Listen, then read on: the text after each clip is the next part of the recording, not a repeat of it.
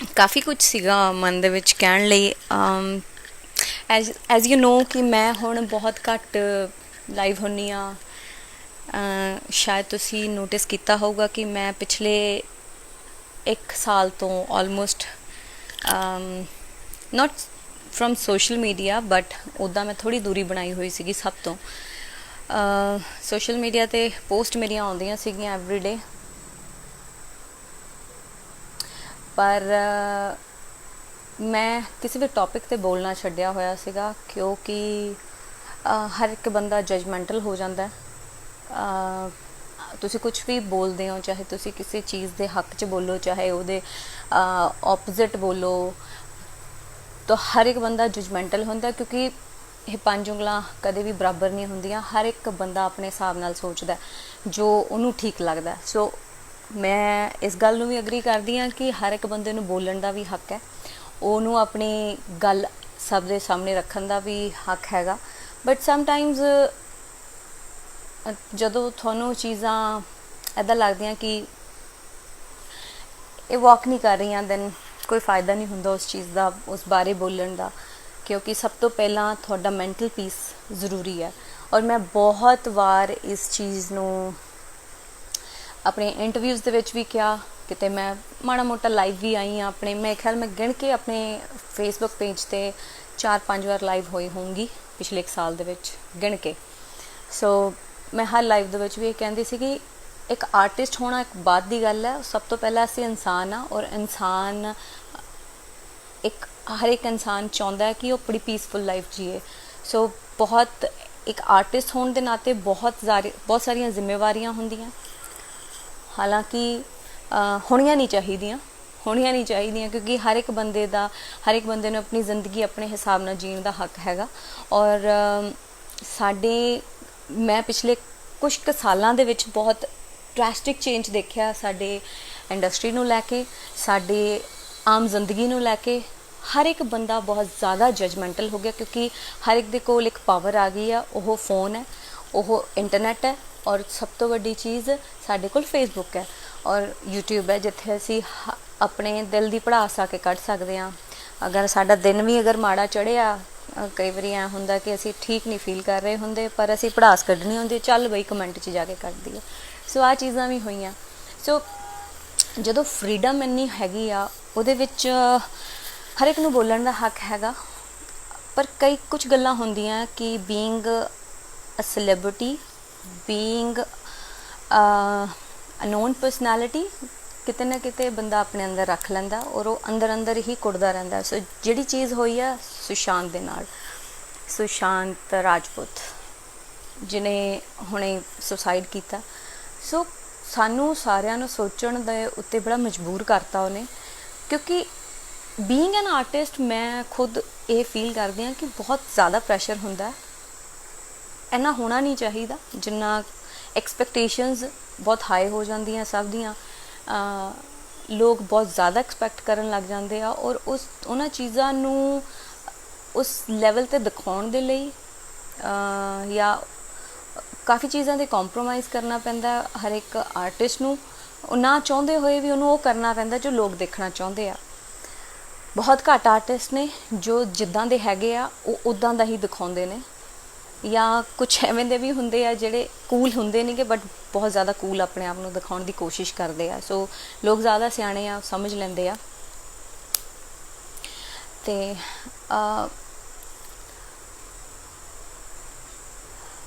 So I think ਮੈਂ ਕੌਮੈਂਟ ਨਹੀਂ ਇੱਕ ਵਾਰੀ ਰੀਡ ਕਰ ਰਹੀ ਹਾਂ ਮੈਂ, ਕਿਉਂਕਿ ਮੈਂ ਡਿਸਟਰੈਕਟ ਹੁੰਦੀ ਹਾਂ। ਮੈਂ ਜੋ ਬੋਲਣਾ ਚਾਹ ਰਹੀ ਹਾਂ ਅੱਜ, ਜੋ ਆਪਣੇ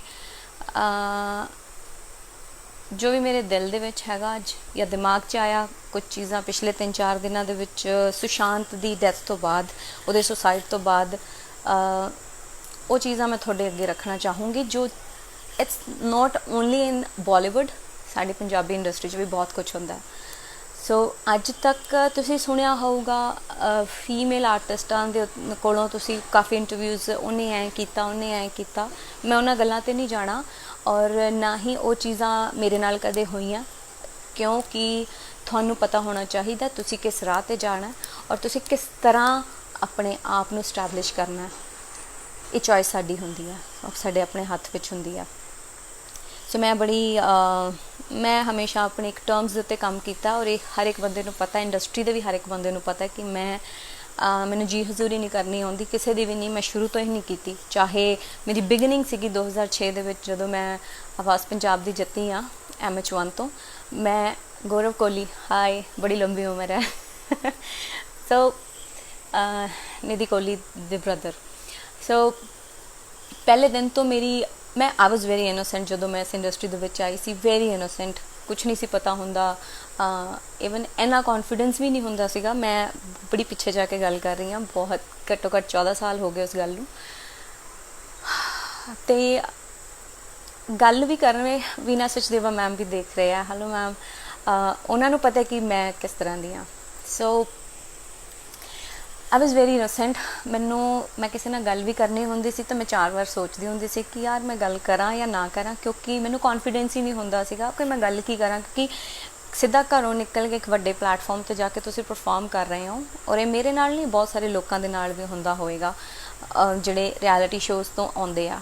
ਸੋ ਉਹ ਇੱਕ ਟਾਈਮ ਸੀਗਾ, ਬਿਗਨਿੰਗ ਦੇ ਵਿੱਚ ਹੀ ਮੈਂ ਬਹੁਤ ਸਾਰੀਆਂ ਚੀਜ਼ਾਂ ਫੇਸ ਕੀਤੀਆਂ ਜੋ ਮੈਂ ਨਹੀਂ ਡਿਜ਼ਰਵ ਕਰਦੀ ਸੀਗੀ, ਮੇਰੇ ਨਾਲ ਹੋਇਆ। ਮਤਲਬ ਤੁਸੀਂ ਕਿਸੇ 'ਤੇ ਬਹੁਤ ਜ਼ਿਆਦਾ ਯਕੀਨ ਕਰਦੇ ਹੋ, ਔਰ ਉਹ ਤੁਹਾਨੂੰ 2-4 ਸਾਲ ਲਈ ਤੁਹਾਨੂੰ ਸਟਕ ਕਰ ਦਿੰਦੇ ਆ ਕਿ ਤੁਸੀਂ ਕਿਤੇ ਹੋਰ ਕੰਮ ਵੀ ਨਹੀਂ ਕਰ ਸਕਦੇ। ਸੋ ਇਹ ਚੀਜ਼ ਮੇਰੇ ਨਾਲ ਵੀ ਹੋਈ, ਔਰ ਮੈਂ ਇੱਕ ਗੱਲ ਤੁਹਾਨੂੰ ਦੱਸਦਾ ਕਿ Day 1 ਤੋਂ ਮੈਂ ਕਿਸੇ ਦੇ ਨਾਲ ਕੌਂਟਰੈਕਟ ਦੇ ਵਿੱਚ ਨਹੀਂ ਰਹੀ ਹਾਂ, ਬਟ ਇੱਕ ਰਿਸਪੈਕਟ ਦੇ ਵਿੱਚ ਆਪਾਂ ਕਿਸੇ ਨੂੰ ਆਪਾਂ ਬਹੁਤ ਰਿਸਪੈਕਟ ਦਿੰਦੇ ਹਾਂ, be like a brother, like a sister, like a father, ਹੈ ਨਾ। ਪਰ ਇਸ ਇੰਡਸਟਰੀ ਦੇ ਵਿੱਚ ਸਿਰਫ ਇੱਕੋ ਚੀਜ਼ ਮੇਨ ਹੈ, ਪੈਸਾ। ਜਿੱਥੋਂ ਪੈਸਾ ਆਉਂਦਾ, ਰਿਸ਼ਤੇ ਦੀ ਕੋਈ ਵੈਲਿਊ ਨਹੀਂ ਹੈਗੀ। ਇੱਥੇ ਜੋ ਕੁਛ ਹੁੰਦਾ ਉਹ ਸਿਰਫ ਸ਼ੋਸ਼ਾ ਹੈ, ਉਹ ਸਿਰਫ ਦਿਖਾਵਾ ਹੈ। ਇੱਥੇ ਆਰਟਿਸਟ ਇੱਕ ਦੂਜੇ ਨੂੰ ਸਿਰਫ ਇਸ ਕਰਕੇ ਹੱਸ ਕੇ ਬੁਲਾਉਂਦੇ ਨੇ ਕਿ ਸਾਨੂੰ ਕੱਲ੍ਹ ਨੂੰ ਗਾਣਾ ਸ਼ੇਅਰ ਕਰਾਉਣਾ ਪੈਣਾ, ਕੱਲ੍ਹ ਨੂੰ ਸਾਨੂੰ ਇਹਦੀ ਲੋੜ ਪੈਣੀ ਆ, ਅਸੀਂ ਲਾਈਵ 'ਚ ਵੀ ਇੱਕ ਦੂਜੇ ਨੂੰ ਲੈ ਲਾਂਗੇ, ਸੋ ਸਾਨੂੰ ਫਾਇਦਾ ਹੋ ਜਾਊਗਾ। ਓਕੇ, ਕੋਈ ਕੰਟਰੋਵਰਸੀ ਬਣਾ ਲਈਏ ਮਿਲ ਕੇ, ਹੈ ਨਾ, ਕੋਈ ਇਸ ਤਰ੍ਹਾਂ ਦਾ। ਲਾਈਕ ਮੇਰੇ ਨਾਲ ਖੁਦ ਹੋਇਆ, ਲੋਕਾਂ ਨੇ ਮੈਨੂੰ ਬਹੁਤ ਮੇਰਾ ਵਧੀਆ ਨਾਮ ਸੀਗਾ ਉਸ ਵੇਲੇ। 2014-15 ਦੀ ਗੱਲ ਤੁਹਾਨੂੰ ਦੱਸਦੀ ਹਾਂ, ਜਦੋਂ ਪਿੰਡ ਦੇ ਗੇੜੇ ਵਾਜ਼ ਅ ਹਿੱਟ, ਅਤੇ ਬੜੇ ਲੋਕਾਂ ਨੇ ਉਸ ਵੇਲੇ ਕੰਟਰੋਵਰਸੀਜ਼ ਬਣਾਉਣ ਦੀ ਕੋਸ਼ਿਸ਼ ਕੀਤੀ ਆ, ਔਰ ਮੈਨੂੰ ਕੰਟਰੋਵਰਸੀ ਦੇ ਵਿੱਚ ਹਮੇਸ਼ਾ ਰੱਖਿਆ, ਜਦ ਕਿ ਮੇਰਾ ਕੋਈ ਲੈਣਾ ਦੇਣਾ ਨਹੀਂ ਸੀ ਕਿਸੇ ਵੀ ਤਰ੍ਹਾਂ ਦੀ ਕੰਟਰੋਵਰਸੀ ਦੇ ਨਾਲ। ਸੋ ਕਿੱਥੋਂ ਸਟਾਰਟ ਹੁੰਦਾ ਇੱਕ ਆਰਟਿਸਟ ਦਾ ਮੈਂਟਲ ਪੀਸ ਖਰਾਬ ਹੋਣਾ, ਉਹ ਨਾ ਚਾਹੁੰਦੇ ਹੋਏ ਵੀ ਆਪਣੇ ਕੰਮ ਤੋਂ ਡਿਸਟਰੈਕਟ ਹੁੰਦਾ। ਉਹ ਕਿੱਥੋਂ ਸਟਾਰਟ ਹੁੰਦਾ ਮੈਂ ਤੁਹਾਨੂੰ ਦੱਸਦੀ ਹਾਂ, ਉਹ ਇੰਡਸਟਰੀ ਤੋਂ ਹੀ ਸਟਾਰਟ ਹੁੰਦਾ। ਜਦੋਂ ਉਹਨੂੰ ਮੈਨੀਪੂਲੇਟ ਕੀਤਾ ਜਾਂਦਾ, ਉਹਨੂੰ ਆਪਣਾ ਬਣ ਕੇ ਆਪਣਾ ਬਣ ਕੇ ਯਕੀਨ 'ਚ ਲੈ ਕੇ, ਉਹ ਆਪਾਂ ਤਾਂ ਬਸ ਇੱਕ ਐਵੇਂ ਡਰਾਮਾ ਕ੍ਰੀਏਟ ਕਰਨਾ। ਸੋ ਇੱਕ ਡਰਾਮਾ ਤੁਹਾਨੂੰ ਚੇਤੇ ਹੋਏਗਾ, ਗਗਨ ਕੁਕਰੀ ਐਂਡ ਮੇਰਾ ਡਰਾਮਾ ਇੱਕ ਅਸੀਂ ਸਟੇਜ 'ਤੇ ਕ੍ਰੀਏਟ ਕੀਤਾ ਸੀਗਾ, ਹੈ ਨਾ। ਸੋ ਇਹ ਸਭ ਕੁਛ ਉੱਥੋਂ ਸਟਾਰਟ ਹੁੰਦਾ। ਦੈਨ ਹੌਲੀ ਹੌਲੀ ਬੜੀਆਂ ਕੰਟਰੋਵਰਸੀਜ਼ ਦੇ ਵਿੱਚ, ਹੈ ਨਾ, ਉਹ ਦੈਟ ਵਾਜ਼ ਅ ਡਰਾਮਾ, ਉਹ ਟੋਟਲ ਡਰਾਮਾ ਸੀ, ਸਕ੍ਰਿਪਟਡ ਸੀਗਾ। ਸਕ੍ਰਿਪਟ ਚੇਂਜ ਹੋਈ ਔਨ ਸਟੇਜ, ਔਰ ਕਿਹਨੇ ਕੀਤੀ ਉਹ ਸਭ ਨੂੰ ਪਤਾ ਹੈ, ਜਿਨ੍ਹਾਂ ਤੱਕ ਗੱਲ ਪਹੁੰਚੇਗੀ ਉਹਨਾਂ ਨੂੰ ਪਤਾ ਕਿਹਨੇ ਸਕ੍ਰਿਪਟ ਚੇਂਜ ਕੀਤੀ। ਉਹ ਦਿਨ ਗਿਆ ਅਤੇ ਅੱਜ ਦਾ ਦਿਨ ਮੈਂ ਸ਼ਾਇਦ ਕੰਟੈਕਟ 'ਚ ਵੀ ਨਹੀਂ ਹੋਣਾ ਉਹਨਾਂ ਦੇ।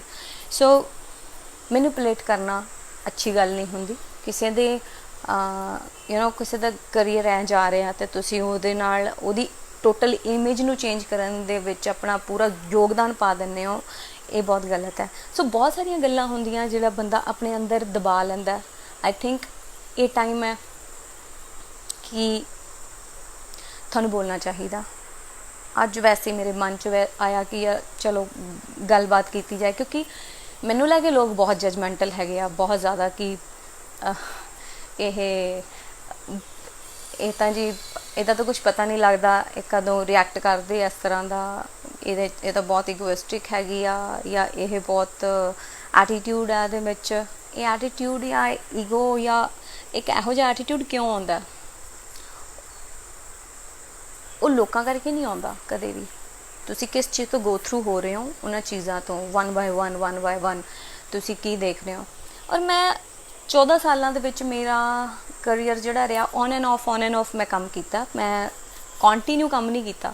2006 ਦੇ ਵਿੱਚ ਮੈਂ ਰਿਐਲਿਟੀ ਸ਼ੋਅ ਜਿੱਤਿਆ। ਜਿੱਤਣ ਤੋਂ ਬਾਅਦ 1 ਸਾਲ ਆਲਮੋਸਟ 8-9 ਮੰਥਸ ਦੇ ਬਾਅਦ ਮੇਰੀ ਐਲਬਮ ਆਉਂਦੀ ਹੈ ਪਹਿਲੀ, ਮੇਰੇ ਹਾਣੀਆਂ, ਇਨ ਜੁਲਾਈ 2006।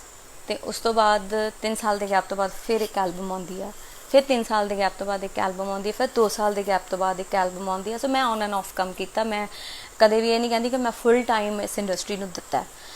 2014 ਤੋਂ ਬਾਅਦ ਜਦੋਂ ਮੇਰੀ ਸਟੱਡੀ ਕੰਪਲੀਟ ਹੋਈ ਆ, ਉਸ ਤੋਂ ਬਾਅਦ ਮੈਂ ਫੁੱਲ ਟਾਈਮ ਦਿੱਤਾ। ਜਦੋਂ ਬੰਦਾ ਫੁੱਲੀ ਕੌਨਸਨਟਰੇਟ ਕਰਕੇ ਗਾਣਾ ਕਰਦਾ, ਤਾਂ ਫਿਰ ਉਹ ਗਾਣਾ ਸੀਗਾ ਪਿੰਡ ਦੇ ਗੇੜੇ, ਜਿਹੜਾ ਹਿੱਟ ਵੀ ਗਿਆ, ਸਾਰਿਆਂ ਨੇ ਪਸੰਦ ਵੀ ਕੀਤਾ। ਉਸ ਤੋਂ ਬਾਅਦ ਮੈਨੂੰ ਬਹੁਤ ਉਲਝਾਇਆ ਲੋਕਾਂ ਨੇ ਕੰਟਰੋਵਰਸੀਜ਼ ਦੇ ਵਿੱਚ, ਜਿਨ੍ਹਾਂ ਨਾਲ ਰੀਅਲੀ ਮੇਰਾ ਕੋਈ ਲੈਣਾ ਦੇਣਾ ਨਹੀਂ ਸੀਗਾ। ਬਿਨਾਂ ਵਜ੍ਹਾ ਤੋਂ ਔਰ ਸੋ ਕਾਲਡ ਪੱਤਰਕਾਰ, ਜਿਹੜੇ YouTube ਦੇ ਪੱਤਰਕਾਰ ਹੁੰਦੇ ਆ, ਜਿਹੜੇ ਵੈਸੇ ਹੀ YouTube ਚੈਨਲ ਬਣਾ ਲੈਂਦੇ ਆ, ਉਹ ਚੱਲ ਚਾਰ ਵਿਊ ਇੱਥੋਂ ਆ ਜਾਣਗੇ, ਉਹ ਇੱਥੋਂ ਦੇ 4 ਪੈਸੇ ਬਣ ਜਾਣਗੇ। ਸੋ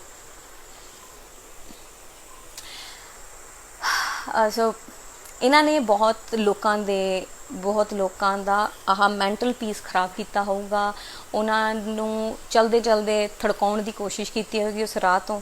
ਸੋ ਮੈਂ ਕਿਸੇ ਨੂੰ ਵੀ, ਅਗਰ ਮੇਰੀ ਥਾਂ 'ਤੇ ਕੋਈ ਹੋਰ ਹੁੰਦਾ, ਔਰ ਇਹ ਲੋਕ ਸਿਰਫ ਮੈਂ ਨਹੀਂ ਕਹਿੰਦੀ, ਮੈਨੂੰ ਬੜੇ ਲੋਕਾਂ ਤੋਂ ਇਹ ਗੱਲ ਸੁਣਨ ਨੂੰ ਮਿਲੀ, ਈਵਨ ਸਾਡੀ ਮੇਲ ਕੁਝ ਕੁ ਇੰਡਸਟਰੀ ਦੇ ਵਿੱਚ ਅੱਛੇ ਲੋਕ ਵੀ ਹੈਗੇ। ਐਸੀ ਗੱਲ ਨਹੀਂ ਹੈ ਕਿ ਇੰਡਸਟਰੀ ਸਾਰੀ ਮਤਲਬੀ ਲੋਕਾਂ ਨਾਲ ਭਰੀ ਹੋਈ ਆ, ਅੱਛੇ ਲੋਕ ਵੀ ਹੈਗੇ ਇਸ ਇੰਡਸਟਰੀ ਦੇ ਵਿੱਚ। ਸਾਡੀ ਪੰਜਾਬੀ ਮਿਊਜ਼ਿਕ ਇੰਡਸਟਰੀ ਦੀ ਅਗਰ ਗੱਲ ਕਰਾਂ ਤਾਂ ਅੱਜ ਸਿਮਰਨ ਕੰਬੋਜ ਕਹਿ ਰਹੇ ਕਿ ਅੱਜ ਦੱਸਣ ਦੀ ਲੋੜ ਕਿਉਂ ਪਈ, ਕਿਉਂਕਿ ਸੁਸ਼ਾਂਤ ਤਰ੍ਹਾਂ ਹੋਰ ਲੋਕ ਸੁਸਾਈਡ ਨਾ ਕਰਨ। ਇਸ ਕਰਕੇ ਮੈਨੂੰ ਇਹ ਲੱਗਿਆ ਕਿ ਸਾਡੀ ਇੰਡਸਟਰੀ ਦੇ ਵਿੱਚ ਬਹੁਤ ਸਾਰੇ ਐਸੇ ਆਰਟਿਸਟ ਹੈਗੇ ਆ ਜਿਹੜੇ ਹਲੇ ਬਿਗਨਿੰਗ, ਮੈਨੂੰ ਤਾਂ 14 ਸਾਲ ਹੋ ਗਏ ਇੰਡਸਟਰੀ ਦੇ ਵਿੱਚ, and still I am here. ਔਰ ਮੇਰੇ ਨਾਲ ਜਿੰਨਾ ਕੁਝ ਹੋਇਆ ਉਸ ਤੋਂ ਬਾਅਦ ਵੀ ਮੈਂ ਇੰਡਸਟਰੀ ਦੇ ਵਿੱਚ ਧੜੱਲੇ ਦੇ ਨਾਲ ਮੈਂ ਤਾਂ ਗਾਣੇ ਕਰ ਰਹੀ ਹਾਂ, ਔਰ ਮੈਨੂੰ ਕਿਸੇ ਦਾ ਡਰ ਨਹੀਂ ਹੈਗਾ, ਮੈਨੂੰ ਕਿਸੇ ਦਾ ਖੌਫ ਨਹੀਂ ਹੈਗਾ। ਸਭ ਤੋਂ ਵੱਡੀ ਗੱਲ ਇਹ ਹੈ, ਔਰ ਇਸ ਚੀਜ਼ ਤੋਂ ਬੜਿਆਂ ਨੂੰ ਮਿਰਚਾਂ ਵੀ ਲੱਗਦੀਆਂ ਵੀ ਕੁੜੀ ਹੋ ਕੇ ਵੀ ਹੈ ਨਾ ਡਰਦੀ ਨਹੀਂ ਹੈ ਕਿਸੇ ਤੋਂ ਵੀ। ਜੋ ਬੋਲਣਾ, ਜੋ ਸੱਚ ਹੈ ਉਹੀ ਬੋਲਣਾ, ਫਾਲਤੂ ਨਹੀਂ, ਸੱਚ ਦੇ ਨਾਲ ਖੜਨ ਵਾਲੀ ਹਾਂ। ਸੋ ਇਸ ਕਰਕੇ ਦੱਸਣ ਦੀ ਲੋੜ ਪਈ, ਕਿਉਂਕਿ ਮੈਂ ਹੋਰ ਵੀ ਬਹੁਤ ਸਾਰੇ ਲੋਕਾਂ ਨੂੰ ਦੇਖਦੀ ਹਾਂ, ਬਹੁਤ ਸਾਰੇ ਆਰਟਿਸਟ ਨੇ ਜਿਹੜੇ ਬਹੁਤ ਡਿਪਰੈਸ ਨੇ, ਜਿਨ੍ਹਾਂ ਨੂੰ ਆਉਣ ਤੋਂ ਪਹਿਲਾਂ ਹੀ ਦਬਾਇਆ ਜਾਂਦਾ,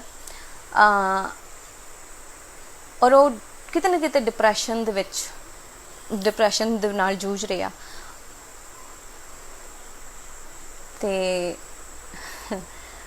ਮੈਂ ਕੁਝ ਕਮੈਂਟਸ ਦੇਖ ਰਹੀ ਹਾਂ, ਪਰ ਮੈਂ ਆਪਣੀ ਗੱਲ ਕੰਪਲੀਟ ਕਰ ਲਾਂ ਪਹਿਲਾਂ। ਸੋ ਇਹ ਦੱਸਣ ਦੀ ਲੋੜ ਇਸ ਕਰਕੇ ਪਈ, ਜੋ ਦਿਖਦਾ ਹੈ ਨਾ ਇਸ ਇੰਡਸਟਰੀ ਦੇ ਵਿੱਚ ਉਹ ਹੁੰਦਾ ਨਹੀਂਗਾ, ਉਹ ਬਿਲਕੁਲ ਨਹੀਂ ਹੁੰਦਾ। ਇੱਥੇ ਗਰੁੱਪਿਜ਼ਮ ਬਣੇ ਹੋਏ ਆ, ਇੱਥੇ ਗੁੱਟਵਾਦ, ਇੱਥੇ ਜਿਹੜੀ ਗਰੁੱਪਿਜ਼ਮ ਦੀ ਗੱਲ ਅਸੀਂ ਹੁਣ ਨਿਊਜ਼ 'ਚ ਦੇਖ ਰਹੇ ਹਾਂ। ਸੁਸ਼ਾਂਤ ਜਿਹਨੇ ਇੰਨਾ ਵੱਡਾ ਸਟੈਪ ਲਿਆ, ਇੰਨਾ ਟੈਲੈਂਟਡ ਹੋਣ ਦੇ ਬਾਵਜੂਦ, ਇੰਨਾ ਕੰਮ, ਇੰਨੀ ਅੱਛੀਆਂ ਮੂਵੀਜ਼, ਲੋਕੀ ਤਰਸਦੇ ਆ ਉਸ ਚੀਜ਼ ਨੂੰ ਕਿ ਸਾਨੂੰ ਦੁਨੀਆ ਜਾਣੇ, ਸਾਨੂੰ ਬਾਲੀਵੁੱਡ ਦੇ ਵਿੱਚ ਐਂਟਰੀ ਮਿਲੇ। ਉਹ ਬੰਦਾ ਬਾਲੀਵੁੱਡ 'ਚ ਕੰਮ ਵੀ ਕਰ ਚੁੱਕਿਆ, ਉਹ ਹਿੱਟ ਵੀ ਫਿਲਮਾਂ ਦੇ ਚੁੱਕਿਆ, ਉਸ ਤੋਂ ਬਾਅਦ ਵੀ ਉਹਨੂੰ ਇਹ ਸਟੈਪ ਕਿਉਂ ਚੱਕਣਾ ਪਿਆ? ਕਿਉਂਕਿ ਸਾਡੀ ਇੰਡਸਟਰੀ ਦੇ ਵਿੱਚ ਕੁਝ ਇਹੋ ਜਿਹੇ ਸੱਪ ਹੁੰਦੇ ਆ, ਉਹ ਤੁਹਾਨੂੰ ਡੰਗਦੇ ਹੀ ਰਹਿੰਦੇ ਆ। ਉਹ ਨਹੀਂ ਚਾਹੁੰਦੇ। ਕਈ ਸੀਨੀਅਰ ਵੀ ਅਸੀਂ ਲਾ ਸਕਦੇ ਹਾਂ, ਸੀਨੀਅਰ ਇਹੋ ਜਿਹੇ ਹੁੰਦੇ ਆ ਕਿ ਉਹ ਕਈ ਫਸੀ ਜਿਹੇ ਹੁੰਦੇ ਨੇ ਬਹੁਤ ਜ਼ਿਆਦਾ, ਕਿ ਸਾਡੇ ਤੋਂ ਅੱਗੇ ਨਾ ਕੋਈ ਨਿਕਲੇ, ਕੋਈ ਨਵਾਂ ਆਇਆ ਨਿਊ ਕਮਰ ਸਾਡੇ ਤੋਂ ਅੱਗੇ ਨਾ ਨਿਕਲ ਜੇ। ਔਰ ਇਹਦਾ ਬਹੁਤ ਵੱਡਾ ਐਗਜ਼ਾਮਪਲ ਅੱਜ ਦੇ ਦਿਨ ਤੁਹਾਡੇ ਸਾਹਮਣੇ ਹੈਗਾ। ਨਾਮ ਨਹੀਂ ਲਊਂਗੀ, ਪਰ ਤੁਸੀਂ ਸਾਰੇ ਸਮਝ ਜਾਓਗੇ ਕਿ ਕੌਣ। ਫਿਰ ਐਵੇਂ ਨਾ ਕਹਿ ਦਿਓ ਵੀ ਐਵੇਂ ਪਬਲਿਸਿਟੀ ਲਈ ਰੁਪਿੰਦਰ ਕੁਛ ਬੋਲਦੀ ਹੈ, ਮੈਂ ਕਿਸੇ ਦਾ ਨਾਮ ਨਹੀਂ ਲੈਣਾ। ਸੋ ਪਬਲਿਸਿਟੀ ਦੀ ਮੈਨੂੰ ਕੋਈ ਲੋੜ ਨਹੀਂ ਹੈਗੀ। ਅਗਰ ਪਬਲਿਸਿਟੀ ਕਰਨੀ ਹੁੰਦੀ ਤਾਂ 1 ਸਾਲ ਮੈਂ ਐਵੇਂ ਆਪਣੇ ਆਪ ਨੂੰ ਨਾ ਦਿੰਦੀ। 1 ਸਾਲ ਮੈਂ ਸਿਰਫ ਆਪਣੇ ਆਪ ਨੂੰ ਦਿੱਤਾ। ਲੋਕਾਂ ਨੂੰ ਖੁਸ਼ ਕਰਨ ਨਾਲੋਂ ਪਹਿਲਾਂ ਆਪਣੇ ਆਪ ਨੂੰ ਖੁਸ਼ ਕਰੋ। ਆਪਣੇ ਅੰਦਰ ਦੀ ਜਿਹੜੀ ਇੱਕ ਸ਼ਾਂਤੀ ਹੁੰਦੀ ਹੈ ਨਾ, ਬੜੀ ਜ਼ਰੂਰੀ ਹੈ। ਲੋਕਾਂ ਲਈ ਤਾਂ ਬਹੁਤ ਕੰਮ ਕੀਤਾ, ਗਾਣੇ ਬਹੁਤ ਬਣਾਏ ਆ, ਤੇ ਸੋ ਇਸ ਵੇਲੇ ਇੰਡਸਟਰੀ 'ਚ ਬਹੁਤ ਸਾਰੇ ਐਸੇ ਨਾਮ ਹੈ ਜਿਹੜੇ, ਬਹੁਤ ਸਾਰੇ ਐਸੇ ਹੋਣਗੇ ਜਿਹੜੇ ਆਉਣਾ ਚਾਹੁੰਦੇ ਆ ਵੀ ਗਏ ਆ, ਬਟ ਫਿਰ ਉਹ ਘਰੇ ਬੈਠੇ ਆ ਆਪਣੇ। ਤੇ ਮੈਂ ਗੱਲ ਕਰ ਰਹੀ ਹਾਂ ਜਿਹੜੇ 4-5 ਸਾਲਾਂ ਤੋਂ ਪਿਛਲਿਆਂ ਤੋਂ ਸਟਰਗਲ ਕਰ ਰਹੇ ਆ। ਔਰ ਹਰ ਇੱਕ ਬੰਦੇ ਦੇ ਵਿੱਚ ਹਾਰ ਨੂੰ ਅਪਣਾਉਣ ਦੀ ਨਾ ਐਕਸੈਪਟੈਂਸ ਨਹੀਂ ਹੁੰਦੀ, ਉਹ ਚੀਜ਼ ਨੂੰ ਬਰਦਾਸ਼ਤ ਨਹੀਂ ਕਰ ਪਾਉਂਦਾ। ਹਰ ਇੱਕ ਬੰਦੇ ਨੂੰ ਪਹੁੰਚਾਉਣਾ ਨਹੀਂ ਆਉਂਦਾ। ਸਿਰਫ ਹਿੱਟ ਹੋਣਾ ਉਹ ਡਾਈਜੈਸਟ ਕਰ ਲੈਂਦੇ ਆ, ਪਰ ਹਰ ਇੱਕ ਬੰਦੇ ਨੂੰ ਹਾਰ ਨੂੰ ਪਹੁੰਚਾਉਣਾ ਨਹੀਂ ਆਉਂਦਾ। ਔਰ ਨਾ ਹੀ ਇਹ ਸ਼ਾਇਦ ਸਿਖਾਇਆ ਜਾਂਦਾ ਕਿ ਹਾਰ ਨੂੰ, ਕਿਉਂਕਿ ਜਿੱਤ ਹੈਗੀ ਅਤੇ ਹਾਰ ਵੀ ਤੁਹਾਡੀ ਨਾਲ ਹੀ ਹੋਊਗੀ। ਸੋ ਕਿੰਨੇ ਹੀ ਅਸੀਂ ਕੇਸਿਸ ਦੇਖਦੇ ਹਾਂ ਸਟੂਡੈਂਟਸ ਦੇ, ਜਿਹੜੇ ਸਟੂਡੈਂਟਸ ਬਹੁਤ ਹਾਇਰ ਉਹਨਾਂ ਤੋਂ ਐਕਸਪੈਕਟੇਸ਼ਨਸ ਰੱਖੀਆਂ ਜਾਂਦੀਆਂ, ਚਾਹੇ ਪੇਰੈਂਟਸ ਵੱਲੋਂ ਹੋਣ, ਚਾਹੇ ਸਾਡੇ ਉਹਨਾਂ 'ਤੇ ਵੈਸੇ ਹੀ ਪ੍ਰੈਸ਼ਰ ਬਣਾ ਦਿੱਤਾ ਜਾਂਦਾ। ਉਹ ਆਲੇ ਦੁਆਲੇ ਵਾਲੇ ਲੋਕ ਕੀ ਕਹਿਣਗੇ, ਉਹ ਪੜੋਸੀ ਕੀ ਕਹਿਣਗੇ, ਉਸ ਪ੍ਰੈਸ਼ਰ ਦੇ ਵਿੱਚ ਦੇ ਕਮਿਟ ਸੁਸਾਈਡ। ਕਿੰਨੇ ਨੇ ਹੋਣਹਾਰ ਸਟੂਡੈਂਟਸ ਆਪਣੀ ਜਾਨ ਗਵਾ ਲੈਂਦੇ ਆ। ਸੋ ਮੇਰੇ ਖਿਆਲ ਉਹਨਾਂ ਦੇ ਉੱਤੇ ਪ੍ਰੈਸ਼ਰ ਨਹੀਂ ਹੋਣਾ ਚਾਹੀਦਾ ਕਿਸੇ ਵੀ ਚੀਜ਼ ਦਾ। ਔਰ ਮੈਨੂੰ ਇਹ ਲੱਗਦਾ ਕਿ ਮੈਂ ਲੋਕਾਂ ਤੋਂ ਵੀ ਇੱਕ ਅਪੀਲ ਕਰਨਾ ਚਾਹੂੰਗੀ ਕਿ ਜੋ ਕੋਈ ਵੀ ਕਿਸੇ ਵੀ ਤਰ੍ਹਾਂ ਦਾ ਹੈਗਾ, ਕੋਈ ਵੀ ਇਨਸਾਨ, ਕੋਈ ਆਰਟਿਸਟ ਹੈ, ਚਾਹੇ ਉਹ ਨੋਰਮਲੀ ਹੀ ਅਸੀਂ ਇੱਕ ਭਾਵੇਂ ਕੋਈ ਵੀ ਇਨਸਾਨ ਹੈ, ਉਹਨੂੰ ਉਸੇ ਤਰ੍ਹਾਂ ਐਕਸੈਪਟ ਕਰੋ ਜਿਸ ਤਰ੍ਹਾਂ ਦਾ ਉਹ ਹੈਗਾ। ਉਹਦੇ ਤੋਂ ਉਹਨੂੰ ਬਦਲਣ ਦੀ ਕੋਸ਼ਿਸ਼ ਨਾ ਕਰੋ। ਜਦੋਂ ਅਸੀਂ ਬਦਲਣ ਦੀ ਕੋਸ਼ਿਸ਼ ਕਰਦੇ ਹਾਂ ਨਾ ਕਿਸੇ ਨੂੰ, ਅਤੇ ਉਸ ਵੇਲੇ ਇਹ ਵਿੱਕੀ ਸਚਦੇਵਾ ਮੈਂ ਐਗਰੀ ਕਰਦੀ ਹਾਂ ਤੇਰੀ ਗੱਲ ਨਾਲ, ਅਤੇ ਉਸ ਵੇਲੇ ਪ੍ਰੋਬਲਮ ਸ਼ੁਰੂ ਹੁੰਦੀ ਹੈ। ਔਰ ਆਰਟਿਸਟ ਆਪਣੇ ਆਪ ਤੋਂ ਬਹੁਤ ਜ਼ਿਆਦਾ ਐਕਸਪੈਕਟ ਕਰਨਾ ਸ਼ੁਰੂ ਕਰ ਦਿੰਦਾ। ਇੱਕ ਗਾਣਾ ਛੋਟਾ ਜਿਹਾ ਹਿੱਟ ਕੀ ਹੋ ਗਿਆ, ਉਸ ਤੋਂ ਬਾਅਦ ਤਾਂ ਬਸ ਉਸ ਤੋਂ ਬਾਅਦ ਹਾਰ ਨਹੀਂ ਐਕਸੈਪਟ ਕਰਨਾ ਚਾਹੁੰਦਾ ਕੋਈ ਵੀ, ਕਿ ਓਕੇ ਅਗਰ ਫਲॉप ਵੀ ਹੈਗਾ ਤਾਂ ਉਹ ਚੀਜ਼ ਬਰਦਾਸ਼ਤ ਨਹੀਂ ਹੁੰਦੀ ਕਿਸੇ ਤੋਂ। ਔਰ ਉਸ ਡਿਪਰੈਸ਼ਨ ਦੇ ਵਿੱਚ ਕੋਈ ਵੀ ਸਟੈਪ ਚੱਕ ਸਕਦਾ, ਜਾਂ ਤਾਂ ਆਪਣੇ ਆਪ ਨੂੰ ਤੰਗ ਕਰਨਾ ਸ਼ੁਰੂ ਕਰੇਗਾ, ਹਮੇਸ਼ਾ ਸੈਡ ਰਹਿਣ ਲੱਗ ਜੂਗਾ, ਮਾਯੂਸ ਰਹਿਣ ਲੱਗ ਜੂਗਾ, ਕਿਸੇ ਨਾਲ ਗੱਲ ਨਹੀਂ ਕਰੂਗਾ, ਹੱਸਦਾ ਨਹੀਂ ਆ, ਉਹ ਲੋਕਾਂ ਦੇ ਵਿੱਚ ਜਾਣਾ ਛੱਡ ਦੂਗਾ। ਮਤਲਬ ਬਹੁਤ ਸਾਰੀਆਂ ਚੀਜ਼ਾਂ ਹੁੰਦੀਆਂ ਡਿਪਰੈਸ਼ਨ ਦੇ ਬਹੁਤ ਸਾਰੇ ਸਿੰਪਟਮਸ ਹੁੰਦੇ ਆ। ਸੋ ਤੁਹਾਡੇ ਵੀ ਅਗਰ ਆਲੇ ਦੁਆਲੇ ਕੋਈ ਇਸ ਤਰ੍ਹਾਂ ਦਾ ਇਨਸਾਨ ਹੈਗਾ ਜਿਹੜਾ ਬਹੁਤ ਚੁੱਪਚਾਪ ਰਹਿੰਦਾ, ਉਹਦੇ ਨਾਲ ਗੱਲ ਕਰਨੀ ਚਾਹੀਦੀ ਹੈ, ਕਿਉਂਕਿ ਜਿਹੜਾ ਵੀ ਬੰਦਾ ਡਿਪਰੈਸ਼ਨ 'ਚ ਹੁੰਦਾ ਬਹੁਤ ਘੱਟ ਲੋਕਾਂ ਨਾਲ ਗੱਲ ਕਰਦਾ। ਉਹ ਸ਼ਾਇਦ ਆਪਣੇ ਅੰਦਰ ਰੱਖ ਕੇ ਹੀ ਚਲਾ ਜਾਂਦਾ ਇਸ ਦੁਨੀਆ ਤੋਂ। ਸੋ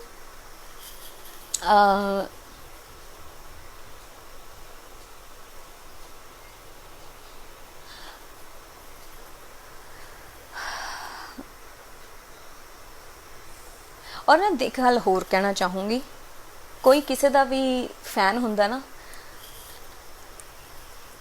ਆਵਾਜ਼ ਇੱਥੇ ਮੈਂ ਕਮੈਂਟ ਪੜ੍ਹ ਰਹੀ ਸੀ, ਆਵਾਜ਼ ਤਾਂ ਬੜੀ ਅੱਛੀ ਆ ਬਟ ਬਲਾ ਬਲਾ ਬਲਾ, ਅਤੇ ਆਵਾਜ਼ ਨੋ ਡਾਊਟ ਮੈਨੂੰ ਵੀ ਪਤਾ ਕਿ ਮੇਰੀ ਬਹੁਤ ਅੱਛੀ ਆ, ਇਹ ਮੈਂ ਸਾਰੀ ਜਗ੍ਹਾ ਤੋਂ ਸੁਣਦੀ ਹਾਂ। ਇਹ ਜਿਹੜੀ ਤੁਸੀਂ ਗੱਲ ਕਹੀ ਆ, ਇਹ ਮੈਂ ਪਤਾ ਨਹੀਂ ਕਿੰਨੇ ਹਜ਼ਾਰਾਂ ਲੋਕਾਂ ਤੋਂ ਸੁਣ ਲਈ ਹੋਣੀ ਆ, ਜਿਹੜੇ ਮੇਰੇ ਨਾਲ ਵੀ ਇਵਨ ਕਲੀਗ ਵੀ ਹੈਗੇ ਆ, ਮੇਰੇ ਕਲੀਗ ਵੀ ਇਹ ਗੱਲ ਕਰਦੇ ਆ। ਸੋ ਬਹੁਤ ਸੁਣੀ ਆ ਗੱਲ ਮੈਂ, ਅਤੇ ਹਰ ਇੱਕ ਬੰਦਾ ਕਹਿੰਦਾ ਆਵਾਜ਼ ਬਹੁਤ ਅੱਛੀ ਆ, ਆਵਾਜ਼ ਬੜੀ ਫਿਲਮੀ ਆਵਾਜ਼ ਹੈ, ਬੜੀ ਫਿਲਮੀ ਆਵਾਜ਼ ਹੈ। ਮੈਂ ਤੰਗ ਹੋ ਗਈ ਸੀ ਇਹ ਗੱਲ ਸੁਣ ਕੇ, ਫਿਲਮੀ ਆਵਾਜ਼ ਹੈ।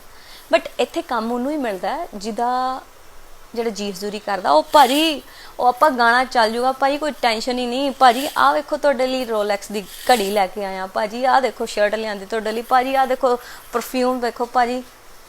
ਸੋ ਆਹ ਚੀਜ਼ਾਂ ਨਾ ਮੈਨੂੰ ਕਰਨੀਆਂ ਨਹੀਂ ਆਈਆਂ ਇੰਡਸਟਰੀ ਦੇ ਵਿੱਚ, ਨਹੀਂ ਤਾਂ ਫਿਲਮਾਂ ਦੀ ਤਾਂ ਝੜੀ ਇੱਥੇ ਵੀ ਲੱਗ ਜਾਣੀ ਸੀਗੀ। ਸੋ ਇਹ ਸਭ ਨਾ ਲਿੰਕ ਬੇਸ ਕੰਮ ਹੁੰਦੇ ਆ। ਸਾਡੀ ਇੰਡਸਟਰੀ ਸਿਰਫ ਲਿੰਕਸ 'ਤੇ ਚੱਲਦੀ ਆ। ਅਗਰ ਤੁਸੀਂ ਕਿਸੇ ਨਾਲ ਕੰਟੈਕਟ ਦੇ ਵਿੱਚ ਨਹੀਂ ਹੈਗੇ ਹੋ, ਜਾਂ ਤੁਸੀਂ ਕਿਸੇ ਨੂੰ ਐਂਟਰਟੇਨ ਨਹੀਂ ਕਰਦੇ ਇੰਡਸਟਰੀ ਦੇ ਵਿੱਚ, ਸੋ ਮੇਰੀ ਸਭ ਤੋਂ ਵੱਡੀ ਪ੍ਰੋਬਲਮ ਜਾਂ ਮੇਰੀ ਖਾਸੀਅਤ ਕਹਿ ਲਓ ਇਹ ਰਹੀ ਹੈ ਕਿ ਮੈਂ ਕਿਸੇ ਨੂੰ ਐਂਟਰਟੇਨ ਨਹੀਂ ਕਰਦੀ ਪੂਰੀ ਇੰਡਸਟਰੀ ਦੇ ਵਿੱਚ। ਮੇਰਾ ਕਿਸੇ ਨਾਲ ਰਾਬਤਾ ਨਹੀਂ ਹੈਗਾ, ਮੈਂ ਕਿਸੇ ਦੇ ਨਾਲ ਵੀ ਬਹੁਤ ਘੱਟ ਲੋਕ ਨੇ। ਮੇਰੀ ਖੁਸ਼ਕਿਸਮਤੀ ਰਹੀ ਆ ਕਿ ਮੈਂ ਜਦੋਂ ਸ਼ੁਰੂਆਤੀ ਟਾਈਮ ਦੇ ਵਿੱਚ ਮੇਰੀ ਜਦੋਂ ਬਿਗਨਿੰਗ ਇਸ ਇੰਡਸਟਰੀ ਦੇ ਵਿੱਚ ਹੋਈ ਆ, ਅਤੇ ਮੈਂ ਬਹੁਤ ਸੀਨੀਅਰ ਆਰਟਿਸਟਾਂ ਦੇ ਨਾਲ ਮੈਂ ਉਹਨਾਂ ਦੇ ਨਾਲ ਸਟੇਜਾਂ 'ਤੇ ਇੱਕੋ ਸਟੇਜ 'ਤੇ ਪਰਫੋਰਮ ਕੀਤਾ। ਮੈਂ ਕੈਨੇਡਾ ਤੋਂ ਮੈਂ ਗੱਲ ਕਰੂੰਗੀ, ਕੈਨੇਡਾ ਤੋਂ ਸ਼ੁਰੂਆਤ ਹੋਈ। ਅਤੇ ਮੈਂ ਯੂ ਨੇਮ ਇਟ, ਮੈਂ ਮਤਲਬ ਹਰ ਇੱਕ ਉਹ ਆਰਟਿਸਟ ਜਿਹੜਾ ਅੱਜ ਤੋਂ 15 ਸਾਲ ਪਹਿਲਾਂ ਜਾਂ 20 ਸਾਲ ਪਹਿਲਾਂ ਬਹੁਤ ਹਿੱਟ ਸੀ, ਜਾਂ ਅੱਜ ਤਾਂ ਚਲੋ ਦੌਰ ਹੀ ਬਦਲ ਗਿਆ, ਅੱਜ ਤਾਂ ਲੋਕਾਂ ਦੀ ਚੋਇਸ ਵੀ ਬਦਲ ਗਈ ਹੈ, ਤਾਂ ਸਭ ਕੁਛ ਬਦਲ ਗਿਆ। ਗਾਣਿਆਂ ਦੇ ਸਟਾਈਲ ਬਦਲ ਗਿਆ, ਲਿਰਿਕਸ ਦਾ ਸਟਾਈਲ ਬਦਲ ਗਿਆ, ਹਰ ਚੀਜ਼ ਬਦਲ ਗਈ ਆ। ਸੋ ਟਾਈਮ ਦੇ ਨਾਲ ਨਾਲ ਹਰ ਇੱਕ ਚੀਜ਼ ਚੇਂਜ ਹੁੰਦੀ ਆ, ਮਿਊਜ਼ਿਕ ਵੀ ਚੇਂਜ ਹੁੰਦਾ। ਬਟ ਮੈਂ ਅੱਜ ਤੋਂ 10 ਸਾਲ ਪਹਿਲਾਂ ਹਰ ਇੱਕ ਉਸ ਹਿੱਟ ਆਰਟਿਸਟ ਦੇ ਨਾਲ ਜਾਂ ਸੀਨੀਅਰ ਆਰਟਿਸਟ ਦੇ ਨਾਲ ਜਿਨ੍ਹਾਂ ਦਾ ਡਰੀਮ ਜਿਹੜੇ ਡ੍ਰੀਮ ਕਰਦੇ ਸੀਗੇ ਆਰਟਿਸਟ ਨਵੇਂ ਆਉਂਦੇ ਸੀਗੇ ਕਿ ਇਹਨਾਂ ਦੇ ਨਾਲ ਹੈ ਨਾ ਮੈਨੂੰ ਮੌਕਾ ਮਿਲੇ, ਸੋ ਮੈਂ ਉਹਨਾਂ ਨਾਲ ਸਟੇਜ ਸ਼ੇਅਰ ਕੀਤੀ ਆ। ਔਰ ਰਿਸਪੈਕਟਫੁਲੀ ਉਹ ਗੱਲ ਕਰਦੇ ਸੀਗੇ। ਅੱਜ ਕੱਲ੍ਹ ਤੇ ਆਰਟਿਸਟ ਇੱਕ ਦੂਜੇ ਨੂੰ ਸਿਰਫ ਇਸ ਕਰਕੇ ਬੁਲਾਉਂਦੇ ਆ ਕਿ ਮਤਲਬ ਹੈ, ਸਿਰਫ ਮਤਲਬ ਹੈ, ਰਿਸਪੈਕਟ ਨਹੀਂ ਹੈਗੀ। ਹੁਣ ਇੱਕ ਦੂਸਰੇ ਨੂੰ ਵੀ ਮੇਰੇ ਖਿਆਲ ਇੰਨਾ ਰਿਸਪੈਕਟ ਨਹੀਂ ਦਿੰਦੇ। ਸੋ ਅਸੀਂ ਕੁੜੀਆਂ ਅਸੀਂ 4-5 ਕੁੜੀਆਂ ਹੈਗੀਆਂ, ਅਸੀਂ ਕੰਟੈਕਟ ਦੇ ਵਿੱਚ ਹੈਗੀਆਂ ਇੰਡਸਟਰੀ ਦੀਆਂ। ਲਾਈਕ ਮੈਂ ਨਾਮ ਦੱਸਣ 'ਚ ਮੈਨੂੰ ਕੋਈ ਹਰਜ਼ ਨਹੀਂ ਹੈਗਾ। ਸੁਨੰਦਾ ਹੈ, ਕੌਰਬੀ ਆ, ਗੁਰਲੀਜ਼ ਅਖਤਰ, ਮੰਨਤ ਨੂਰ, ਅਸੀਂ ਸਾਡਾ 4-5 ਜਣਿਆਂ ਦਾ ਹੈਗਾ ਕਿ ਅਸੀਂ ਕੰਟੈਕਟ ਦੇ ਵਿੱਚ ਹੈਗੇ ਹਾਂ। ਬਟ ਅਸੀਂ ਸਾਰੇ ਹਮੇਸ਼ਾ ਇੱਕੋ ਹੀ ਫੀਲ ਕਰਦੇ ਹਾਂ ਗੱਲ ਕਿ ਜਿਹੜੀ ਮੈਜੋਰਟੀ ਮੁੰਡਿਆਂ ਦੇ ਵਿੱਚ ਹੈਗੀ ਆ ਉਹ ਕੁੜੀਆਂ ਦੇ ਵਿੱਚ ਕਿਉਂ ਨਹੀਂ ਹੈਗੀ। ਕੁੜੀਆਂ ਕਿਉਂ ਨਹੀਂ ਇਕੱਠੀਆਂ ਹੁੰਦੀਆਂ? ਕੁੜੀਆਂ 'ਚ ਜੈਲਸ ਖਤਮ ਹੋਏ ਇੱਕ ਦੂਸਰੇ ਲਈ, ਤਾਂ ਉਸ ਤੋਂ ਬਾਅਦ ਉਹ ਇਕੱਠੀਆਂ ਵੀ ਹੋਣ। ਇੱਥੇ ਮੇਰੇ ਨਾਲ ਵੀ ਜਦੋਂ 2-4 ਵਾਰ ਜੋ ਵੀ ਇੱਦਾਂ ਦਾ ਕੋਈ ਮੌਕਾ ਆਇਆ ਵੀ ਇੱਦਾਂ ਦੀ ਕੰਟਰੋਵਰਸੀਜ਼ ਹੋਈਆਂ, ਅਤੇ ਕੁੜੀਆਂ ਜਿਹੜੀਆਂ ਗਾਣਿਆਂ ਦੇ ਵਿੱਚ ਆਪਣੇ ਆਪ ਨੂੰ ਬੜੀਆਂ ਘੈਂਟ ਦਿਖਾਉਂਦੀਆਂ ਨੇ, ਕੁੜੀਆਂ ਦੇ ਹੱਕਾਂ ਦੀ ਗੱਲ ਕਰਦੀਆਂ ਹੈ ਨਾ, ਇਹੋ ਜਿਹੀ ਕੁਝ ਸਿੰਗਰਸ ਹੈਗੀਆਂ, ਉਹਨਾਂ ਨੇ ਮੈਨੂੰ ਸਪੈਸ਼ਲ ਮੈਸੇਜ ਕਰਕੇ ਕਿਹਾ ਤੁਹਾਨੂੰ ਕੀ ਲੋੜ ਸੀਗੀ ਬੋਲਣ ਦੀ। ਉੱਦਾਂ ਤੁਸੀਂ ਕੁੜੀਆਂ ਨੂੰ ਬੜੇ ਕੁੜੀਆਂ ਦੀ ਦਲੇਰੀ ਲਈ, ਕੁੜੀਆਂ ਦੇ ਹੱਕ 'ਚ ਖੜੇ ਹੁੰਦੇ ਹੋ, ਇਕੁਐਲਿਟੀ ਦੀ ਗੱਲ ਕਰਦੀਆਂ ਹੋ ਤੁਸੀਂ, ਬਟ ਤੁਸੀਂ ਖੁਦ ਅੰਦਰੋਂ ਕੀ ਹੈਗੇ ਦੈਟ ਮੀਨ ਸ਼ੋਸ਼ਾ ਸਭ। ਅਗਰ ਮੈਂ ਕੋਈ ਗੱਲ ਕਰਦੀ ਹਾਂ, ਮੈਂ ਅਗਰ ਕਿਸੇ ਕੁੜੀ ਦੇ ਹੱਕ ਦੇ ਵਿੱਚ ਗੱਲ ਕਰਦੀ ਹਾਂ, ਤੁਸੀਂ ਕੁੜੀਆਂ ਦੇ ਹੱਕ 'ਚ ਗੱਲ ਕਰਦੇ ਹੋ, ਬਟ ਤੁਸੀਂ ਜਦੋਂ ਕਿਸੇ ਕੁੜੀ ਇੰਡਸਟਰੀ ਦੀ ਤੁਹਾਡੀ ਕਲੀਗ ਦੇ ਨਾਲ ਕੋਈ ਗੱਲ ਹੁੰਦੀ ਹੈ ਦੈਨ ਤੁਸੀਂ ਕਿਸੇ ਗੱਲ 'ਤੇ ਹੀ ਨਹੀਂ ਆਉਂਦੇ, ਤੁਸੀਂ ਉੱਥੋਂ ਪਤਲੀ ਗਲੀ ਤੋਂ ਨਿਕਲ ਲੈਂਦੇ ਹੋ। ਇਹ ਗੱਲ ਕਹਿ ਕੇ ਪਬਲਿਸਿਟੀ ਹੈ ਜਾਂ ਉਹ ਸਟੰਟ ਵੀ ਹੋ ਸਕਦਾ ਕਿਸੇ ਦਾ। ਜਦੋਂ ਖੁਦ 'ਤੇ ਬੀਤਦੀ ਹੈ ਫਿਰ ਪਤਾ ਲੱਗਦਾ ਕਿ ਕੀ ਫੇਸ ਕਰਨਾ ਪੈਂਦਾ ਆ, ਕਿਉਂਕਿ ਸਾਡੀਆਂ ਵੀ ਫੈਮਲੀਜ਼ ਹੈਗੀਆਂ, ਅਸੀਂ ਵੀ ਇੱਕ ਵਧੀਆ ਫੈਮਲੀਜ਼ ਤੋਂ ਆਉਂਦੇ ਹਾਂ। ਕਿਸੇ ਦਾ ਕੋਈ ਵੀ ਪ੍ਰੋਫੈਸ਼ਨ ਹੋ ਸਕਦਾ, ਬਟ ਕੁਛ ਵੀ ਕਹਿਣ ਤੋਂ ਪਹਿਲਾਂ ਤੁਸੀਂ ਇਹ ਸੋਚੋ ਕਿ ਉਹ ਵੀ ਕਿਸੇ ਘਰ ਦੀ ਧੀ ਭੈਣ ਕੋਈ ਹੋਊਗੀ। ਸੋ ਇੱਕ ਵੱਖਰਾ ਟੌਪਿਕ ਹੈ, ਇਹਦੇ 'ਤੇ ਫਿਰ ਕਦੇ ਗੱਲ ਕਰਾਂਗੇ। ਪਰ ਮੈਜੋਰਟੀ ਦੀ ਗੱਲ ਕਰ ਰਹੀ ਸੀ, ਮੈਜੋਰਟੀ ਨਹੀਂ ਆ। ਸੋ ਅਸੀਂ ਫੀਲ ਕਰਦੀਆਂ ਕਿ ਫੇਕਨੈਸ ਘਟਣੀ ਚਾਹੀਦੀ ਸਾਡੀ ਇੰਡਸਟਰੀ ਦੀ। ਔਰ ਮੈਂ ਇਸ ਇੰਡਸਟਰੀ ਦੇ ਨਾਲੋਂ ਥੋੜ੍ਹਾ ਜਿਹਾ ਦੂਰੀ ਇਸ ਕਰਕੇ ਬਣਾਈ ਹੋਈ ਆ ਕਿ ਮੈਨੂੰ ਫੇਕ ਲੋਕ ਨਹੀਂ ਪਸੰਦ ਹੈਗੇ। ਮੈਂ ਫੇਕ ਲੋਕਾਂ ਦੇ ਨਾਲ ਨਾ ਤਾਂ ਬੈਠ ਸਕਦੀ ਹਾਂ, ਨਾ ਮੈਂ ਉਹਨਾਂ ਦੀ 2 ਮਿੰਟ ਗੱਲ ਵੀ ਸੁਣ ਸਕਦੀ ਹਾਂ। ਅਤੇ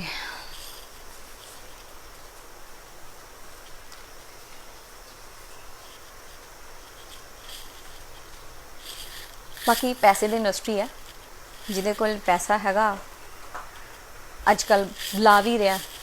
ਇਹ ਕਿਹਾ ਜਾਂਦਾ ਹੈ ਕਿ ਪੈਸੇ ਦੀ ਇੰਡਸਟਰੀ ਹੈ, ਇਹ ਨਹੀਂ ਆ। ਪੈਸੇ ਦੀ ਇੰਡਸਟਰੀ ਨਹੀਂ ਹੈ।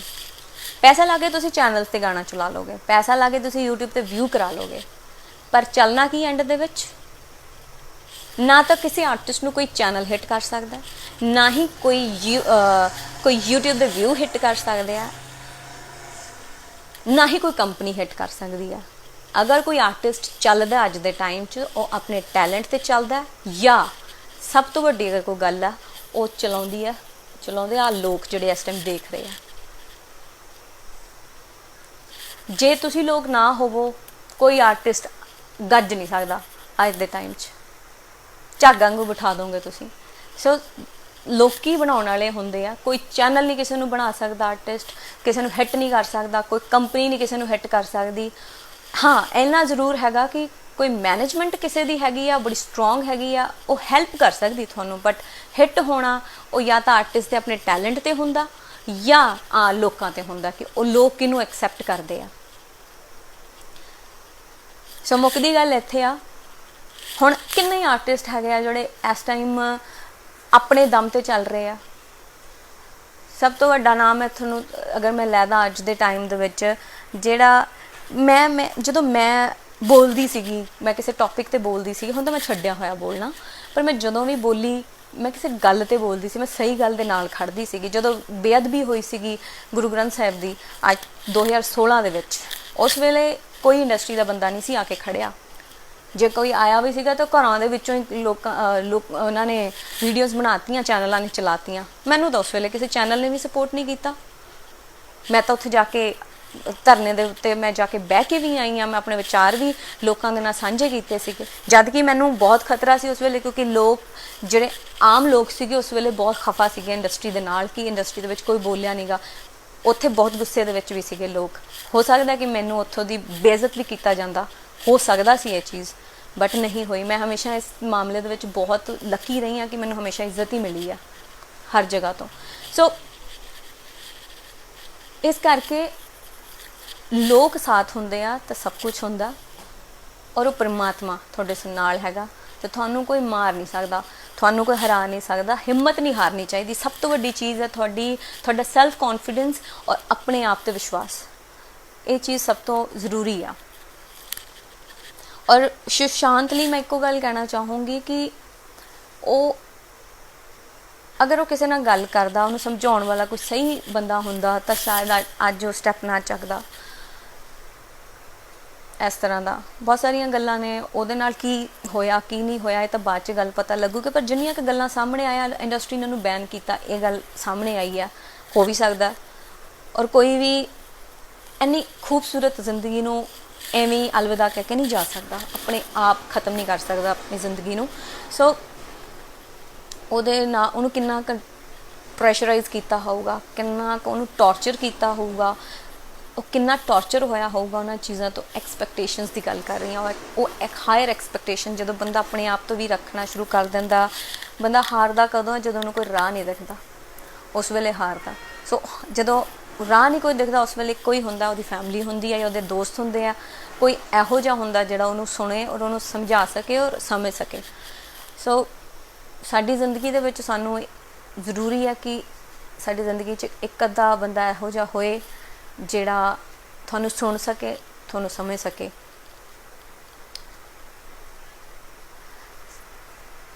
ਤੇ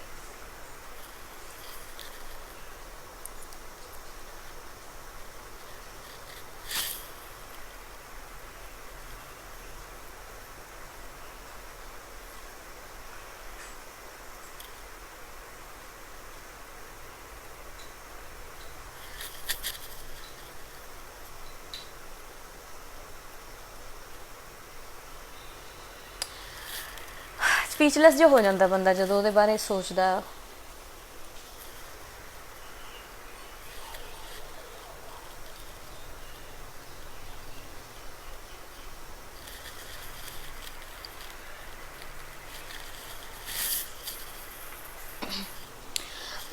एक वीर इत्थे कमेंट किया उन्होंने कि मूर्खो सुन लो, सुनना सीखो, बकवास ना लिखो। एक कोई इत्थे ग्रुप हैगा जिहड़ा बकवास करदा आके, वो सारी दुनिया नूं, सारी इंडस्ट्री नूं पता, दुनिया नूं भी पता, आम दुनिया नूं भी वो किहड़ा ग्रुप इत्थे बकवास करदा। वो हर एक तो मचदे रहिंदे आ, मिर्चां लगदियां उन्हां नूं, वो मचदे 9-11 तो भी मचदे आ। ਐਵੇਂ ਮਚੀ ਜਾਣਗੇ, ਐਵੇਂ ਮਚੀ ਜਾਣਗੇ, ਕੀ ਫਾਇਦਾ। ਆਪ ਕੁਛ ਕਰ ਨਹੀਂ ਸਕਦੇ ਤੁਸੀਂ ਦੂਜਿਆਂ ਦੀ ਕਮੀਆਂ ਤੁਸੀਂ ਲੱਭਦੇ ਰਹਿੰਦੇ ਹੋ। ਰੋਕ ਲਓ ਫਿਰ, ਆਪਦੇ ਪਿਓ ਨੂੰ ਰੋਕ ਲਓ, ਜਾ ਕੇ ਜਾਓ ਜੇ ਉਹ ਰੋਕ ਸਕਦੇ ਹੋ ਤਾਂ।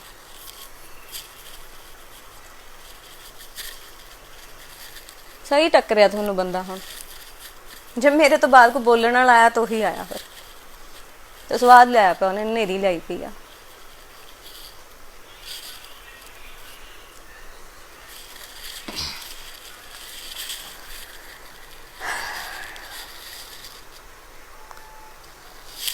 आई थिंक सुदेश कुमारी जी एक बहुत बड़ा एग्जाम्पल होया साडे इंडस्ट्री दे विच, और उन्हां नाल मेरा बहुत प्यार है, बहुत ज़्यादा। उन्हां दे नाल मैं 2010 दे विच शो कीते सीगे, 2010-11 दे विच। एंड इन्ने एक हंबल, इन्ने मैनूं ऐ लगे मेरी वड्डी भैन मेरे नाल है। मैं कदे मैनूं ऐ महसूस ही नहीं होया कि ये भी इंडस्ट्री च लोग ने, रब वर्गे, रब दे रूप वर्गे लोग ने, जिन्हां च कोई जैलस नहीं। हमेशा उन्होंने प्यार ही दूजियां ते सुट्टिया, हमेशा प्यार। जैलस तो मैनू नहीं समझ आता, जैलस तो थानू मिलता की है। तुसी इन्नी नैगेटिविटी इत्थे सोशल मीडिया ते आके खिडाउने हो काहदे लई? जिहदे तुसी फैन हो तुसी उहदे फैन रहो, थानू पता नहीं की मिलता, किहड़ा इत्थे विटामिन मिल जाता थानू दूजे नू गलत बोल के। पर चलो इट्स ओके, जिन्हों खुशी मिलती आ वो कर ले। तुसीं किसी नू देखो, कोई किसी नू नहीं रोक सकता, कोई किसी नू नहीं रोक सकता, जिन्ना मर्जी कोई जोर ला ले, ਜੋ ਪਰਮਾਤਮਾ ਨੇ ਇੱਥੇ ਲਿਖਿਆ ਨਾ ਤਾਂ ਉਹਨੂੰ ਕੋਈ ਮਿਟਾ ਨਹੀਂ ਸਕਦਾ। ਤੁਸੀਂ ਜਿੰਨਾ ਮਰਜ਼ੀ ਨੈਗੇਟਿਵਿਟੀ ਫੈਲਾ ਲਓ, ਕਿੰਨਾ ਮਰਜ਼ੀ ਤੁਸੀਂ ਆਪਣਾ ਜ਼ੋਰ ਲਾ ਲਓ, ਪਰ ਹੋਣਾ ਉਹੀ ਹੈ ਜੋ ਪਰਮਾਤਮਾ ਨੇ ਉਸ ਦੀ ਝੋਲੀ 'ਚ ਪਾ ਕੇ ਭੇਜਿਆ। ਉਹਨੂੰ ਓਨਾ ਹੀ ਮਿਲਣਾ, ਨਾ ਉਹ ਤੋਂ ਵੱਧ ਮਿਲਣਾ ਨਾ ਘੱਟ ਮਿਲਣਾ, ਉਹਨੂੰ ਓਨਾ ਹੀ ਮਿਲਣਾ। ਤੇ ਆ ਫੇਮ ਫੂਮ ਵਾਲੀਆਂ ਗੱਲਾਂ ਤਾਂ ਮੈਨੂੰ ਕੋਈ ਮੈਟਰ ਹੀ ਨਹੀਂ ਕਰਦੀਆਂ। ਸੈਟਿਸਫੈਕਸ਼ਨ ਲੈਵਲ ਉਹ ਨਾ ਬਹੁਤ ਹੈਗਾ, ਆਪਾਂ ਨੂੰ ਕੋਈ ਪਰਵਾਹ ਨਹੀਂ ਹੈਗੀ ਕਿਸੇ ਦੀ, ਕੋਈ ਮੇਰੇ ਬਾਰੇ ਕੀ ਸੋਚਦਾ, ਮੈਨੂੰ ਕੋਈ ਸੁਣਦਾ ਨਹੀਂ ਸੁਣਦਾ। ਸਾਨੂੰ ਤਾਂ ਇੱਕ ਦੁਨੀਆ ਦੀ ਇੱਕੋ ਚੀਜ਼ ਮੇਰੇ ਕੋਈ ਨਾ, ਤੁਸੀਂ ਅੱਜ ਤੋਂ 10 ਸਾਲ ਪਹਿਲਾਂ ਦਾ ਵੀ ਕੋਈ ਇੰਟਰਵਿਊ ਚੱਕ ਕੇ ਦੇਖ ਲਓ, ਮੈਂ ਇੱਕੋ ਗੱਲ ਕਹਿੰਦੀ ਸੀ, ਲੋਕ ਮੈਨੂੰ ਯਾਦ ਕਰਨ ਤਾਂ ਇੱਜ਼ਤ ਦੇ ਨਾਲ ਕਰਨ। ਆ ਫੋਕੇ ਫੇਮ ਵਾਸਤੇ ਨਹੀਂ ਮੈਂ ਫਿਰਦੀ ਇੱਥੇ। ਸੋ ਮੈਨੂੰ ਕੋਈ ਫਰਕ ਨਹੀਂ ਪੈਂਦਾ। ਮੈਨੂੰ ਮੇਰਾ ਗਾਣਾ ਆ ਜਿਹੜੇ ਦੂਜੇ ਸੋ ਕਾਲਡ ਇੱਕ ਗਰੁੱਪ ਹੈਗਾ ਨਾ ਇੱਥੇ, ਉਹ ਮੇਰਾ ਨਾਮ ਹੀ ਗਾਣਾ ਸੁਣਿਆ ਕਰੋ, ਪਰ ਤੁਹਾਨੂੰ ਪਤਾ ਨਹੀਂ ਕਾਹਦੀ ਕਾਹਲੀ ਹੁੰਦੀ ਹੈ ਵੀ ਤੁਸੀਂ ਆ ਕੇ ਮੇਰੇ YouTube 'ਤੇ ਕਮੈਂਟ ਵੀ ਕਰਨਾ ਹੁੰਦਾ। ਤੁਹਾਨੂੰ ਮੈਂ ਚੰਗੀ ਵੀ ਨਹੀਂ ਲੱਗਦੀ, ਤੁਸੀਂ ਫਿਰ ਵੀ ਆ ਕੇ ਕਮੈਂਟ ਕਰਦੇ ਹੋ। ਮਤਲਬ ਕੀ ਚਾਹੁੰਦੇ ਕੀ ਹੋ ਤੁਸੀਂ? ਤੁਸੀਂ ਘਰੋਂ ਖੁਸ਼ ਨਹੀਂ ਹੈਗੇ ਆਪਣੇ? ਖੁਸ਼ ਰਿਹਾ ਕਰੋ ਵੀਰੇ, ਖੁਸ਼ ਰਿਹਾ ਕਰੋ। ਜ਼ਿੰਦਾਬਾਦ, ਜ਼ਿੰਦਗੀ ਜ਼ਿੰਦਾਬਾਦ ਰਿਹਾ ਕਰੋ, ਠੀਕ ਹੈ? ਐਵੇਂ ਨਾ ਮਚਿਆ ਕਰੋ। ਜੇ ਤੁਹਾਨੂੰ ਇੰਨਾ ਹੀ ਕੋਈ ਨਹੀਂ ਚੰਗਾ ਲੱਗਦਾ ਉਹਦੇ ਪੇਜ 'ਤੇ ਆਉਂਦੇ ਕਿਉਂ? ਪਹਿਲੀ ਗੱਲ। ਦੂਜੀ, ਤੁਸੀਂ ਕਮੈਂਟ ਕਿਉਂ ਕਰਦੇ ਹੋ? ਫਿਰ ਤੁਸੀਂ ਗਾਣੇ ਦੇ ਵੀ ਵੇਟ ਕਰਦੇ ਹੋ, ਫਿਰ ਤੁਸੀਂ ਗਾਣੇ 'ਤੇ ਵੀ ਜਾ ਕੇ ਕਮੈਂਟ ਕਰਦੇ ਹੋ। ਮਤਲਬ ਇਹ ਕੀ ਆ? ਮਤਲਬ ਅੱਖਾਂ 'ਚ ਰਹਿੰਦੀ ਹਾਂ ਮੈਂ, ਜ਼ਹਿਨ 'ਚ ਰਹਿੰਦੀ ਹਾਂ। ਚੜਾਈ ਆ ਫਿਰ ਤਾਂ ਮੇਰਾ ਗਾਣਾ ਵੀ ਨਹੀਂ ਕੋਈ ਚੱਲੇ, ਮੰਨ ਲਓ ਮੇਰਾ ਕੋਈ ਗਾਣਾ ਵੀ ਨਹੀਂ ਚੱਲਦਾ, ਮੈਂ ਮੰਨ ਲੈਂਦੀ ਹਾਂ, ਫਿਰ ਵੀ ਤੁਸੀਂ ਆ ਕੇ ਮਤਲਬ ਮੈਨੂੰ ਫੋਲੋ ਕਰਦੇ ਹੋ। That's a big thing. ਚੱਕ ਕੇ ਰੱਖੋ ਫੱਟੇ ਇੱਦਾਂ ਹੀ ਬੇਟਾ। ਜਿੰਨਾ ਤੁਸੀਂ ਕਰੋਗੇ ਨਾ, ਕਿਸੇ ਨੂੰ ਸਤਾਓਗੇ, ਓਨਾ ਹੀ ਉਹ ਕਹਿੰਦੇ ਨਾ ਮੱਛੀ ਨੂੰ ਐਂ ਕਰੋਗੇ ਤਾਂ ਉਹ ਉੱਤੇ ਹੀ ਜਾਏਗੀ, ਹੈ ਨਾ, ਹੱਥਾਂ 'ਚੋਂ ਨਿਕਲ ਕੇ ਜਾਊਗੀ। ਤੁਸੀਂ ਜਿੰਨਾ ਕਿਸੇ ਨੂੰ ਕਰੋਗੇ ਨਾ, ਉਹ ਭਾਂਬੜ ਓਨਾ ਹੀ ਮਚੂਗਾ। ਹੋਰ ਪਾਓ ਤੇ ਹੋਰ ਪਾਓ, ਕੋਈ ਚੱਕਰ ਨਹੀਂ।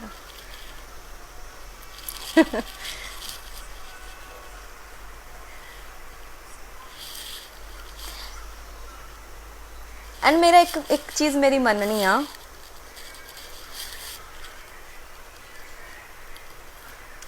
ਲੈਜੈਂਡ ਸਾਡੇ ਬਹੁਤ ਸਾਰੇ ਹੋਏ ਆ, ਬਹੁਤ ਸਾਰੇ, ਜਿਨ੍ਹਾਂ ਨੂੰ ਮੈਂ ਵਾਕਈ ਹੀ ਮੰਨਦੀ ਹਾਂ। ਅਗਰ ਕੋਈ ਲਿਵਿੰਗ ਲੈਜੈਂਡ ਹੋਇਆ ਤੇ ਉਹ ਅੱਜ ਕੋਈ ਜ਼ਿੰਦਾ ਵੀ ਹੈਗਾ, ਜਿਨ੍ਹਾਂ ਨੇ ਵਾਕਈ ਹੀ ਇੰਡਸਟਰੀ ਨੂੰ ਬਹੁਤ ਬਹੁਤ ਮੇਰੇ ਸਾਹਮਣੇ ਇੱਕ ਨਾਮ ਨਹੀਂ ਹੈਗਾ, ਮੇਰੇ ਸਾਹਮਣੇ 2-3 ਨਾਮ ਹੈਗੇ ਆ, ਜਿਨ੍ਹਾਂ ਦੇ ਵਿੱਚ ਹਰਭਜਨ ਮਾਨ ਆਉਂਦੇ ਆ, ਗੁਰਦਾਸ ਮਾਨ ਆਉਂਦੇ ਆ, ਸਰਦੂਲ ਸਿਕੰਦਰ ਜੀ ਆਉਂਦੇ ਆ, ਫਿਰੋਜ਼ ਖਾਨ ਜੀ ਵੀ ਆਉਂਦੇ ਆ। ਮਤਲਬ ਜਿਨ੍ਹਾਂ ਦੀ ਮੈਂ ਬਹੁਤ ਦਿਲੋਂ ਰਿਸਪੈਕਟ ਕਰਦੀ ਹਾਂ, ਔਰ ਉਹਨਾਂ ਨੇ ਹਮੇਸ਼ਾ ਇੱਕ ਲੈਜੈਂਡ ਦੀ ਤਰ੍ਹਾਂ ਬਿਹੇਵ ਵੀ ਕੀਤਾ ਆਪਣੇ ਕਲੀਗਸ ਦੇ ਨਾਲ, ਆਪਣੇ ਜੂਨੀਅਰਸ ਦੇ ਨਾਲ।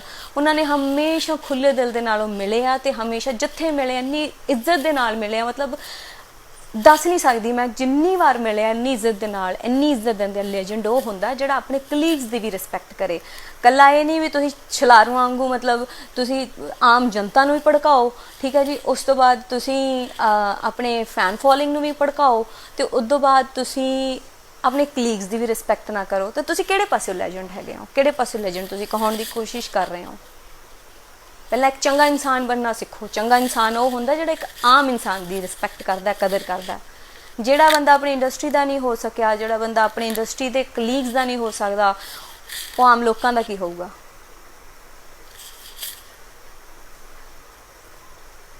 ਤਾਂ ਇਹ ਕੋਈ ਇਹ ਨਹੀਂ ਹੈਗਾ ਕਿ ਇੱਕ ਪਰਟੀਕੂਲਰ ਕਿਸੇ ਫੈਨ ਬੇਸ ਨਾਲ ਨਹੀਂ ਬਣਦੀ, ਇਸ ਕਰਕੇ ਕਹਿ ਰਹੀ ਹਾਂ। ਬਟ ਹਰ ਇੱਕ ਬੰਦੇ ਦੀ ਸੋਚ ਹੈਗੀ ਹੈ, ਮੇਰੀ ਸੋਚ ਹੈ, ਮੈਂ ਆਪਣੀ ਸੋਚ ਰੱਖ ਦਿੱਤੀ ਹੈ। ਅਰੇ ਸੁਦੇਸ਼ ਕੁਮਾਰੀ ਜੀ ਨੇ ਜੁਆਇਨ ਕੀਤਾ ਹੋਇਆ ਸਾਨੂੰ, ਜਾਂ ਮੇਰੀ ਵੀ ਉਹ ਕੁਛ ਲਿਖ ਰਿਹਾ, ਉਹਨਾਂ ਨੇ ਕਮੈਂਟ ਕੀਤਾ ਕਿ ਮੇਰੀ ਵੀ ਸਾਰੇ ਭਰਾਵਾਂ ਨੂੰ, ਬੱਚਿਆਂ ਨੂੰ ਬੇਨਤੀ ਹੈ ਕਿ ਪਲੀਜ਼ ਤੁਸੀਂ ਕੁੜੀਆਂ ਨੂੰ ਇਸ ਤਰ੍ਹਾਂ ਮਾੜਾ ਕਮੈਂਟ ਨਾ ਕਰਿਆ ਕਰੋ। ਉਹ ਬਹੁਤ ਸੀਨੀਅਰ ਮੋਸਟ ਹੈਗੇ ਆ, ਔਰ ਮੈਂ ਉਹਨਾਂ ਦੀ ਬਹੁਤ ਬਹੁਤ ਰਿਸਪੈਕਟ ਕਰਦੀ ਹਾਂ, ਬਹੁਤ ਪਿਆਰ ਵੀ ਕਰਦੀ ਹਾਂ ਉਹਨਾਂ ਨੂੰ।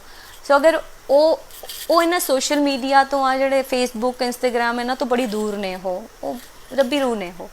ਅਗਰ ਉਹ ਇਹ ਗੱਲ ਮਹਿਸੂਸ ਕਰਦੇ ਆ ਨਾ, ਤਾਂ ਸਾਨੂੰ ਸਾਰਿਆਂ ਨੂੰ ਸੋਚਣ ਦੇ ਲਈ ਉਹ ਮਜਬੂਰ ਕਰ ਰਹੇ ਆ। ਸਾਨੂੰ ਸੋਚਣਾ ਚਾਹੀਦਾ ਕਿ ਇਹ ਚੀਜ਼ਾਂ ਨਹੀਂ ਹੋਣੀਆਂ ਚਾਹੀਦੀਆਂ।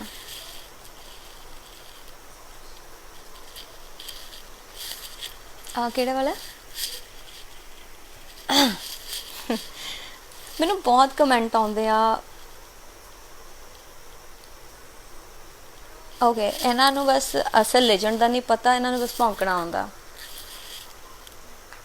ਬਈ ਹੁਣ ਹਰ ਇੱਕ ਦੇਖੋ ਵੀਰੇ, ਪਤਾ ਕੀ ਆ, ਹਰ ਇੱਕ ਬੰਦੇ ਨੂੰ ਪਰਮਾਤਮਾ ਨੇ ਕੋਈ ਨਾ ਕੋਈ ਕੰਮ ਲਾ ਕੇ ਭੇਜਿਆ ਹੁੰਦਾ। ਆਪਾਂ ਆਪਣਾ ਕੰਮ ਕਰ ਰਹੇ ਹਾਂ, ਉਹਨਾਂ ਦਾ ਸ਼ਾਇਦ ਉਹੀ ਕੰਮ ਹੋਣਾ। ਸੋ ਇਸ ਕਰਕੇ ਬੁੱਲੇ ਲੁੱਟੋ। ਜੇਸੀ ਧਨੋਆ ਜੀ, ਹੈਲੋ ਜੀ।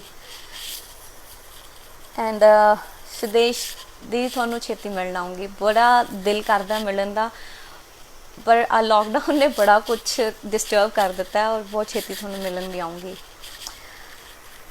ਵੀ ਹੈਡ ਵੈਰੀ ਗੁੱਡ ਟਾਈਮ, ਬਹੁਤ ਬਹੁਤ ਵਧੀਆ ਟਾਈਮ ਅਸੀਂ ਸਪੈਂਡ ਕੀਤਾ। ਮੈਂ ਜਦੋਂ ਵੀ ਯਾਦ ਕਰਦੀ ਹਾਂ ਤਰੋ ਤਾਜ਼ਾ ਹੋ ਜਾਂਦਾ ਦਿਮਾਗ ਇੱਕਦਮ, ਇੰਨਾ ਅੱਛਾ ਟਾਈਮ ਸੀਗਾ ਉਹ।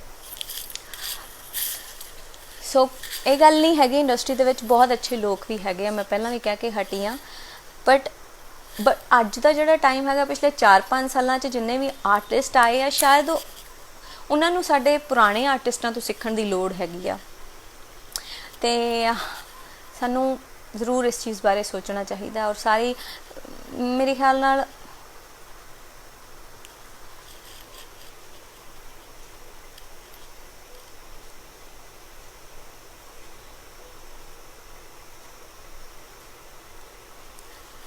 ਬੇਅੰਤ ਮੱਚੀ ਕਹਿ ਰਹੇ ਸਿੱਧੂ ਮੂਸੇ ਵਾਲੇ ਨਾਲ ਗਾਣਾ ਕਰੋ ਜੀ, ਗਾਣਾ ਕਰ ਦਿਓ। ਮੈਨੂੰ ਪਤਾ ਨਹੀਂ ਕਿੰਨੇ ਕੁ ਕਮੈਂਟ ਆਏ ਆ ਕਿ ਉਹਨਾਂ ਨਾਲ ਗਾਣਾ ਕਰੋ, ਉਹਨਾਂ ਨਾਲ ਗਾਣਾ ਕਰੋ। ਦੇਖੋ ਕੀ ਹੁੰਦਾ ਕੀ ਨਹੀਂ ਹੁੰਦਾ, ਬਟ ਮੈਨੂੰ ਲੱਗਦਾ ਫੈਨ ਬੇਸ ਚਾਹੁੰਦਾ ਕਿ ਇਹ ਚੀਜ਼ ਹੋਵੇ। So will try, will think about it.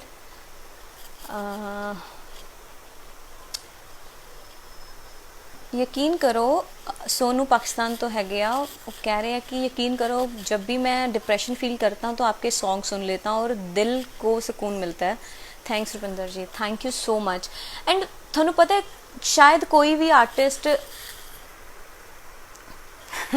Thank you दीदी, thank you so much. Sudesh ji कह रहे हैं कि तू बहुत स्ट्रोंग है।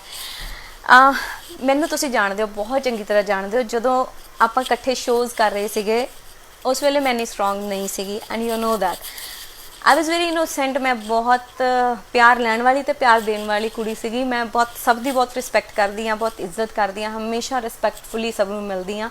चाहे कोई आर्टिस्ट है चाहे कोई नहीं भी आर्टिस्ट हैगा, मैं हमेशा इज्जत दे नाल और प्यार दे नाल मिलन दी कोशिश करदी हाँ। कई बारी चाहे मन उदास भी होए, चाहे मूड ठीक भी ना होए, पर फिर भी हमेशा मेरी कोशिश है कि मैं किसी नूं हर्ट ना करा।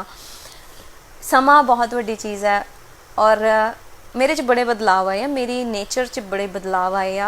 अप एंड डाउनस जेह्ड़े मतलब जेह्ड़े तुसीं डिजर्व नहीं करदे, वो चीज़ां अगर तुहाडे नाल घटत हो जांदियां, तुहाडे नाल हो जांदियां, तो वो चीज़ किते ना किते तुहाडे मैंटल लैवल नूं आके यू नो तुहाडी तुसीं एक राह ते तुरे जाने हो, तुहानूं जरूर डिस्ट्रैक्ट करदियां। बट मैं बड़ी लकी रही हाँ कि मैनूं सब दा ऑडियंस दा इन्ना क प्यार मिलिया हमेशा। मैं सारियां चीज़ां दे इक्को जवाब दित्ता सी, परवाह नहीं करी दी।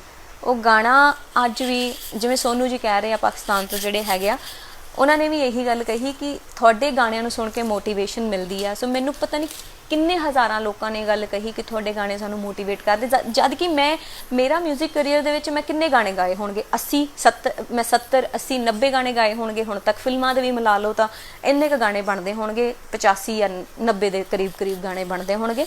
मेरे तो बाद च आईयां कुड़ियां ने मेरे तो वध गाने रिकॉर्ड कर लए होणे आ, पर मैं बड़ी स्लोली काम किया, मैं बहुत घट काम किया।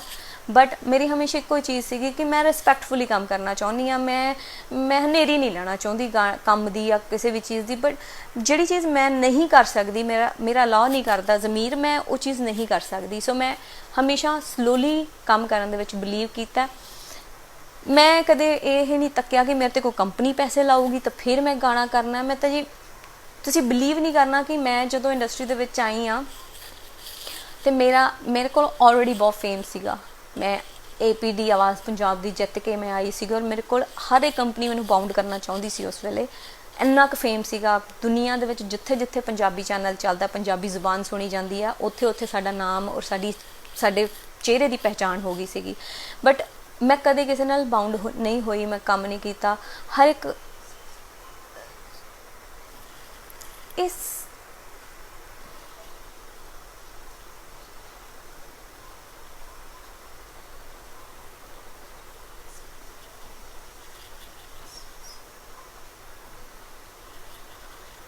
ਮੈਂ ਨਾਮ ਹੋਰ ਵੀ ਬਹੁਤ ਸਾਰੇ ਲੈਣਾ ਚਾਹੁੰਦੀ ਸੀਗੀ ਜਿਨ੍ਹਾਂ ਨੂੰ ਮੈਂ ਵਾਕਈ ਲੈਜੈਂਡ ਮੰਨਦੀ ਹਾਂ, ਬਟ ਟਾਈਮ ਮੈਂ ਅਗਰ ਨਾਮ ਗਿਣਾਉਣਾ ਮਤਲਬ ਸ਼ੁਰੂ ਕਰਾਂ ਤਾਂ ਬਹੁਤ ਨਾਮ ਨੇ, ਬਹੁਤ ਨਾਮ ਨੇ। ਸੋ ਇੰਡਸਟਰੀ ਦੀ ਗੱਲ ਕਰ ਰਹੀ ਸੀਗੀ ਕਿ ਮੈਂ ਜਦੋਂ ਆਈ ਹਾਂ ਅਤੇ ਉਸ ਵੇਲੇ ਮੇਰੇ ਕੋਲ ਬਹੁਤ ਫੇਮ ਸੀਗਾ, ਬਹੁਤ ਜ਼ਿਆਦਾ। ਬਟ ਤੁਸੀਂ ਬਿਲੀਵ ਨਹੀਂ ਕਰਨਾ ਕਿ ਮੈਂ ਪਹਿਲੀ ਐਲਬਮ ਦੇ ਵਿੱਚ ਵੀ ਘਰੋਂ ਪੈਸੇ ਲਾਏ ਸੀਗੇ ਮੈਂ ਖੁਦ, ਜਦੋਂ ਮੈਨੂੰ ਹਰ ਇੱਕ ਕੰਪਨੀ ਮੇਰੇ 'ਤੇ ਪੈਸੇ ਲਾਉਣ ਲਈ ਤਿਆਰ ਸੀਗੀ। ਸੋ ਤੁਸੀਂ ਗਲਤ ਲੋਕਾਂ ਨੂੰ ਮਿਲਦੇ ਹੋ, ਤੁਹਾਡੇ ਨਾਲ ਤੁਸੀਂ ਇਹੋ ਜਿਹੀ ਚੀਜ਼ਾਂ ਨੂੰ ਐਕਸਪੀਰੀਅੰਸ ਕਰਦੇ ਹੋ ਜਿਹੜੀ ਤੁਸੀਂ ਸੋਚੀ ਵੀ ਨਹੀਂ ਹੁੰਦੀ ਕਿ ਯਾਰ ਅਸੀਂ ਕਿਸੇ ਨੂੰ ਇੰਨੀ ਇੱਜ਼ਤ ਦਿੰਦੇ ਹਾਂ ਅਤੇ ਉਹ ਲੋਕ ਤੁਹਾਡੇ ਨਾਲ ਇੱਦਾਂ ਕਰ ਜਾਂਦੇ ਆ। ਖੁਦ ਪੈਸਾ ਖਾ ਲੈਣਾ ਔਰ ਦੂਜੇ ਨੂੰ ਫਿਰ ਟੌਰਚਰ ਕਰਨਾ। ਟੌਰਚਰ ਮਤਲਬ ਮੈਂ ਡੇ 1 ਤੋਂ ਟੌਰਚਰ ਹੋਣਾ ਸ਼ੁਰੂ ਹੋ ਗਈ ਸੀ ਇੰਡਸਟਰੀ 'ਚ ਜਦ ਆਈ ਹਾਂ, ਅਤੇ ਉਹ ਵੀ ਇੱਕ ਟਾਈਮ ਸੀਗਾ। ਮੈਂ ਬਹੁਤ ਔਖਾ ਟਾਈਮ ਦੇਖਿਆ, ਬਹੁਤ ਸਟਰਗਲ ਕੀਤਾ ਆਪਣੇ ਬਿਗਨਿੰਗ ਦੇ ਵਿੱਚ। ਮੈਂ ਇੱਕ ਬੜੀ ਨੋਰਮਲ ਜਿਹੀ ਫੈਮਿਲੀ ਤੋਂ ਆਉਂਦੀ ਹਾਂ ਔਰ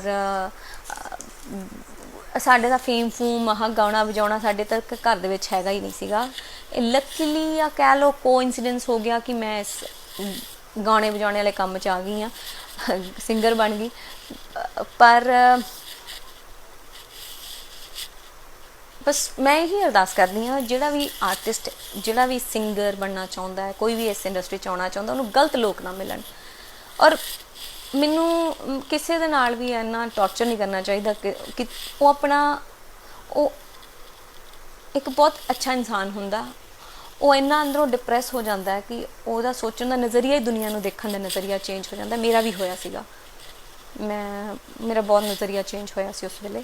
2006 ਦੀ ਗੱਲ ਕਰ ਰਹੀ ਹਾਂ ਔਰ ਮੈਂ 2 ਸਾਲ ਮੇਰਾ ਕੋਈ ਐਲਬਮ ਨਹੀਂ ਸੀ ਆਈ। ਔਰ ਫਾਈਨਲੀ 2 ਸਾਲ ਬਾਅਦ ਜਦੋਂ ਮੇਰੀ ਸਟੱਡੀ ਕੰਪਲੀਟ ਹੋਈ ਤਾਂ ਮੈਂ ਉਸ ਤੋਂ ਬਾਅਦ ਡਿਸੀਜ਼ਨ ਲਿਆ, ਘਰੋਂ ਪਾਪਾ ਤੋਂ ਪੈਸੇ ਮੰਗੇ ਮੈਂ ਕਿ ਪਾਪਾ ਮੈਨੂੰ ਪੈਸੇ ਦਿਓ ਅਤੇ ਮੈਂ ਐਲਬਮ ਕਰਨੀ ਹੈ, ਅਤੇ ਮੈਂ ਘਰੋਂ ਪੈਸੇ ਲਾਏ।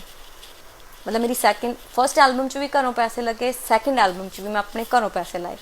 ਮੈਂ ਇਸ ਕਰਕੇ ਮੈਂ ਬਹੁਤ ਸਾਰੇ ਇੰਟਰਵਿਊਜ਼ 'ਚ ਗੱਲ ਕਹੀ ਹੈ ਕਿ ਮੈਂ ਹਿੱਟ ਠੋਕ ਕੇ ਕਹਿ ਸਕਦੀ ਹਾਂ ਕਿ ਮੈਂ ਅੱਜ ਤੱਕ ਕਿਸੇ ਦੀ ਜੀ ਹਜ਼ੂਰੀ ਨਹੀਂ ਕੀਤੀ, ਮੈਂ ਕਿਸੇ ਦਾ ਪੈਸਾ ਪੰਜੀ ਨਹੀਂ ਲਵਾਈ ਆਪਣੇ ਗਾਣਿਆਂ 'ਤੇ, ਆਪਣੇ ਆਪ 'ਤੇ ਮੈਂ ਪੰਜੀ ਨਹੀਂ ਮੈਂ ਕਿਸੇ ਦੀ ਖਾਧੀ ਹੋਊਗੀ। ਦੇਣੇ ਲੋਕਾਂ ਤੋਂ ਲੈਣੇ ਹੋਣਗੇ, ਦੇਣੇ ਨਹੀਂ ਕਿਸੇ ਦੇ ਹੋਣਗੇ। ਸੋ ਸੈਲਫ ਮੇਡ ਕਹਿ ਸਕਦੇ ਹਾਂ। ਮੈਂ ਨੋ ਡਾਊਟ MH1 ਦਾ ਮੈਂ ਅੱਜ ਵੀ ਜਿੰਨਾ ਸ਼ੁਕਰੀਆ ਕਰਾਂ ਉਨਾ ਘੱਟ ਆ ਕਿ ਉਹਨਾਂ ਨੇ ਉਹ ਪਲੈਟਫਾਰਮ ਦਿੱਤਾ ਜਿਹਦੇ ਤੋਂ ਮੈਂ ਐਜ਼ ਅ ਸਿੰਗਰ ਇੰਟਰੋਡਿਊਸ ਹੋਈ ਤੁਹਾਡੇ ਸਾਰਿਆਂ ਦੇ ਵਿੱਚ। ਉਸ ਤੋਂ ਬਾਅਦ ਰਹਿ ਜਾਂਦਾ ਸੀਗਾ ਸਫ਼ਰ ਆਪਣੇ ਆਪ 'ਤੇ ਕਿ ਤੁਸੀਂ ਆਪਣੇ ਆਪ ਨੂੰ ਕਿੱਦਾਂ ਪ੍ਰੂਵ ਕਰਦੇ ਹੋ, ਮੇਨਟੇਨ ਕਰਦੇ ਹੋ ਇਸ ਇੰਡਸਟਰੀ ਦੇ ਵਿੱਚ, ਬਣੇ ਰਹਿੰਦੇ ਹੋ ਜਾਂ ਨਹੀਂ। ਮੇਰੇ ਹਾਣ ਦੀਆਂ ਤਾਂ ਸਾਰੀਆਂ ਚਲੀਆਂ ਗਈਆਂ, ਕੋਈ ਵੀ ਇੰਡਸਟਰੀ 'ਚ ਨਹੀਂ ਹੈਗੀ ਇਸ ਵੇਲੇ। ਸਭ ਕੋਸ਼ਿਸ਼ ਕਰ ਰਹੇ ਆ। ਮੇਰੇ ਉਸ ਟਾਈਮ ਦੀਆਂ ਵੀ ਬਹੁਤ ਘੱਟ ਕੁੜੀਆਂ ਜਿਹੜੀਆਂ ਹੈਗੀਆਂ ਉਹ ਰਹਿ ਗਈਆਂ ਹੋਣੀਆਂ, ਜਿਨ੍ਹਾਂ ਦੇ ਵਿੱਚ ਸਮਕਲੀਨ ਮੇਰੇ ਅਗਰ ਮੈਂ ਲਾਵਾਂ ਕਿ ਮੇਰੇ ਉਸ ਟਾਈਮ ਦੇ ਵਿੱਚ ਕੌਣ ਸੀ ਤਾਂ ਗੁਰਲੇਜ਼ ਸੀ। ਗੁਰਲੇਜ਼ 1 ਸਾਲ 2 ਸਾਲ ਬਾਅਦ ਆਈ ਆ। ਅਤੇ ਉਸ ਤੋਂ ਬਾਅਦ ਮਿਸ ਪੂਜਾ, ਉਹ ਵੀ ਮੇਰੇ ਹੀ ਟਾਈਮ ਦੀ ਆ, ਮਤਲਬ ਮੇਰੇ ਤੋਂ 1 ਸਾਲ ਪਹਿਲਾਂ ਸ਼ਾਇਦ। ਸੋ ਇੰਡਸਟਰੀ ਦੇ ਵਿੱਚ ਬਣੇ ਰਹਿਣਾ ਬਹੁਤ ਔਖਾ ਕੰਮ। ਗਾਣੇ ਕਰਨਾ ਕੋਈ ਵੱਡੀ ਗੱਲ ਨਹੀਂ ਹੈਗੀ, ਇੰਨੇ ਸਾਲ ਕੱਢਣੇ ਔਖੇ ਹੁੰਦੇ ਆ। ਔਰ ਉਹ ਵੀ ਸਪੈਸ਼ਲੀ ਕਿਸੇ ਕੁੜੀ ਦੇ ਲਈ ਜਿਹਦੇ 'ਤੇ ਬਹੁਤ ਸਾਰੇ ਪ੍ਰੈਸ਼ਰ ਹੁੰਦੇ ਆ, ਵਿਆਹ ਕਰਾਓ ਜੀ, ਹੁਣ ਐਂ ਨਹੀਂ ਕਰ ਸਕਦੇ, ਤੁਸੀਂ ਆਹ ਨਹੀਂ ਬੋਲ ਸਕਦੇ, ਤੁਸੀਂ ਲਾਈਵ ਜਾ ਕੇ ਇਹ ਨਹੀਂ ਬੋਲ ਸਕਦੇ, ਮਤਲਬ 100 ਚੀਜ਼ਾਂ, 100 ਉਹਦੇ 'ਤੇ ਕੰਡੀਸ਼ਨਸ ਹੁੰਦੀਆਂ ਨੇ। ਔਰ ਮੈਂ ਉਸ ਤਰ੍ਹਾਂ ਦੀ ਫੈਮਿਲੀ ਤੋਂ ਆਉਂਦੀ ਹਾਂ ਜਿਹਦੇ 'ਤੇ ਮੈਂ ਕਦੇ ਕਹਿਣਾ ਨਹੀਂ ਮੋੜਿਆ ਆਪਣੀ ਫੈਮਿਲੀ ਦਾ, ਮੈਂ ਕਦੇ ਵੀ। ਬਟ ਹਾਂ, ਮੈਨੂੰ ਇਹ ਲੱਗਦਾ ਕਿ ਤੁਹਾਨੂੰ ਚੁੱਪ ਨਹੀਂ ਰਹਿਣਾ ਚਾਹੀਦਾ। ਅਗਰ ਤੁਹਾਡੇ ਨਾਲ ਕੁਛ ਗਲਤ ਹੁੰਦਾ, you have to speak about it, ਤੁਹਾਨੂੰ ਬੋਲਣਾ ਚਾਹੀਦਾ ਔਰ ਗਲਤ ਸਹਿਣਾ ਨਹੀਂ ਚਾਹੀਦਾ। ਇਹ ਤਾਂ ਮੈਂ ਆਪਣੀ ਦਾਦੀ ਜੀ ਤੋਂ ਸਿੱਖਿਆ ਸੀ। ਸਾਡੇ ਦਾਦੀ ਹਮੇਸ਼ਾ ਕਹਿੰਦੇ ਹੁੰਦੇ ਸੀਗੇ ਕਿ ਬੇਟਾ, ਸਾਨੂੰ ਛੋਟੇ ਹੁੰਦੇ ਸਿਖਾਉਂਦੇ ਸੀ ਕੁੱਟ ਖਾ ਕੇ ਨਹੀਂ ਆਉਣਾ, ਕੁੱਟ ਕੇ ਆਉਣਾ। ਇਹ ਅਸੀਂ ਬਚਪਨ ਤੋਂ ਸਿੱਖੀ ਆ ਗੱਲ ਵੀ ਸਾਡੀ ਗਲਤ ਗੱਲ ਨਹੀਂ ਸਹਿਣੀ, ਠੋਕ ਕੇ ਹੀ ਆਉਣਾ ਬੰਦੇ ਨੂੰ। ਇਸ ਕਰਕੇ ਤੁਸੀਂ ਬਚਪਨ ਤੋਂ ਹੀ, ਜਦੋਂ ਤੁਹਾਨੂੰ ਬਚਪਨ ਤੋਂ ਸਿਖਾਇਆ ਜਾਂਦਾ ਨਾ ਉਸ ਜ਼ਹਿਨ ਦੇ ਵਿੱਚ ਕਿ ਗਲਤ ਨਹੀਂ ਸਹਿਣਾ। ਸੋ ਉਹ ਚੀਜ਼ ਅੱਜ ਵੀ ਹੈਗੀ ਆ।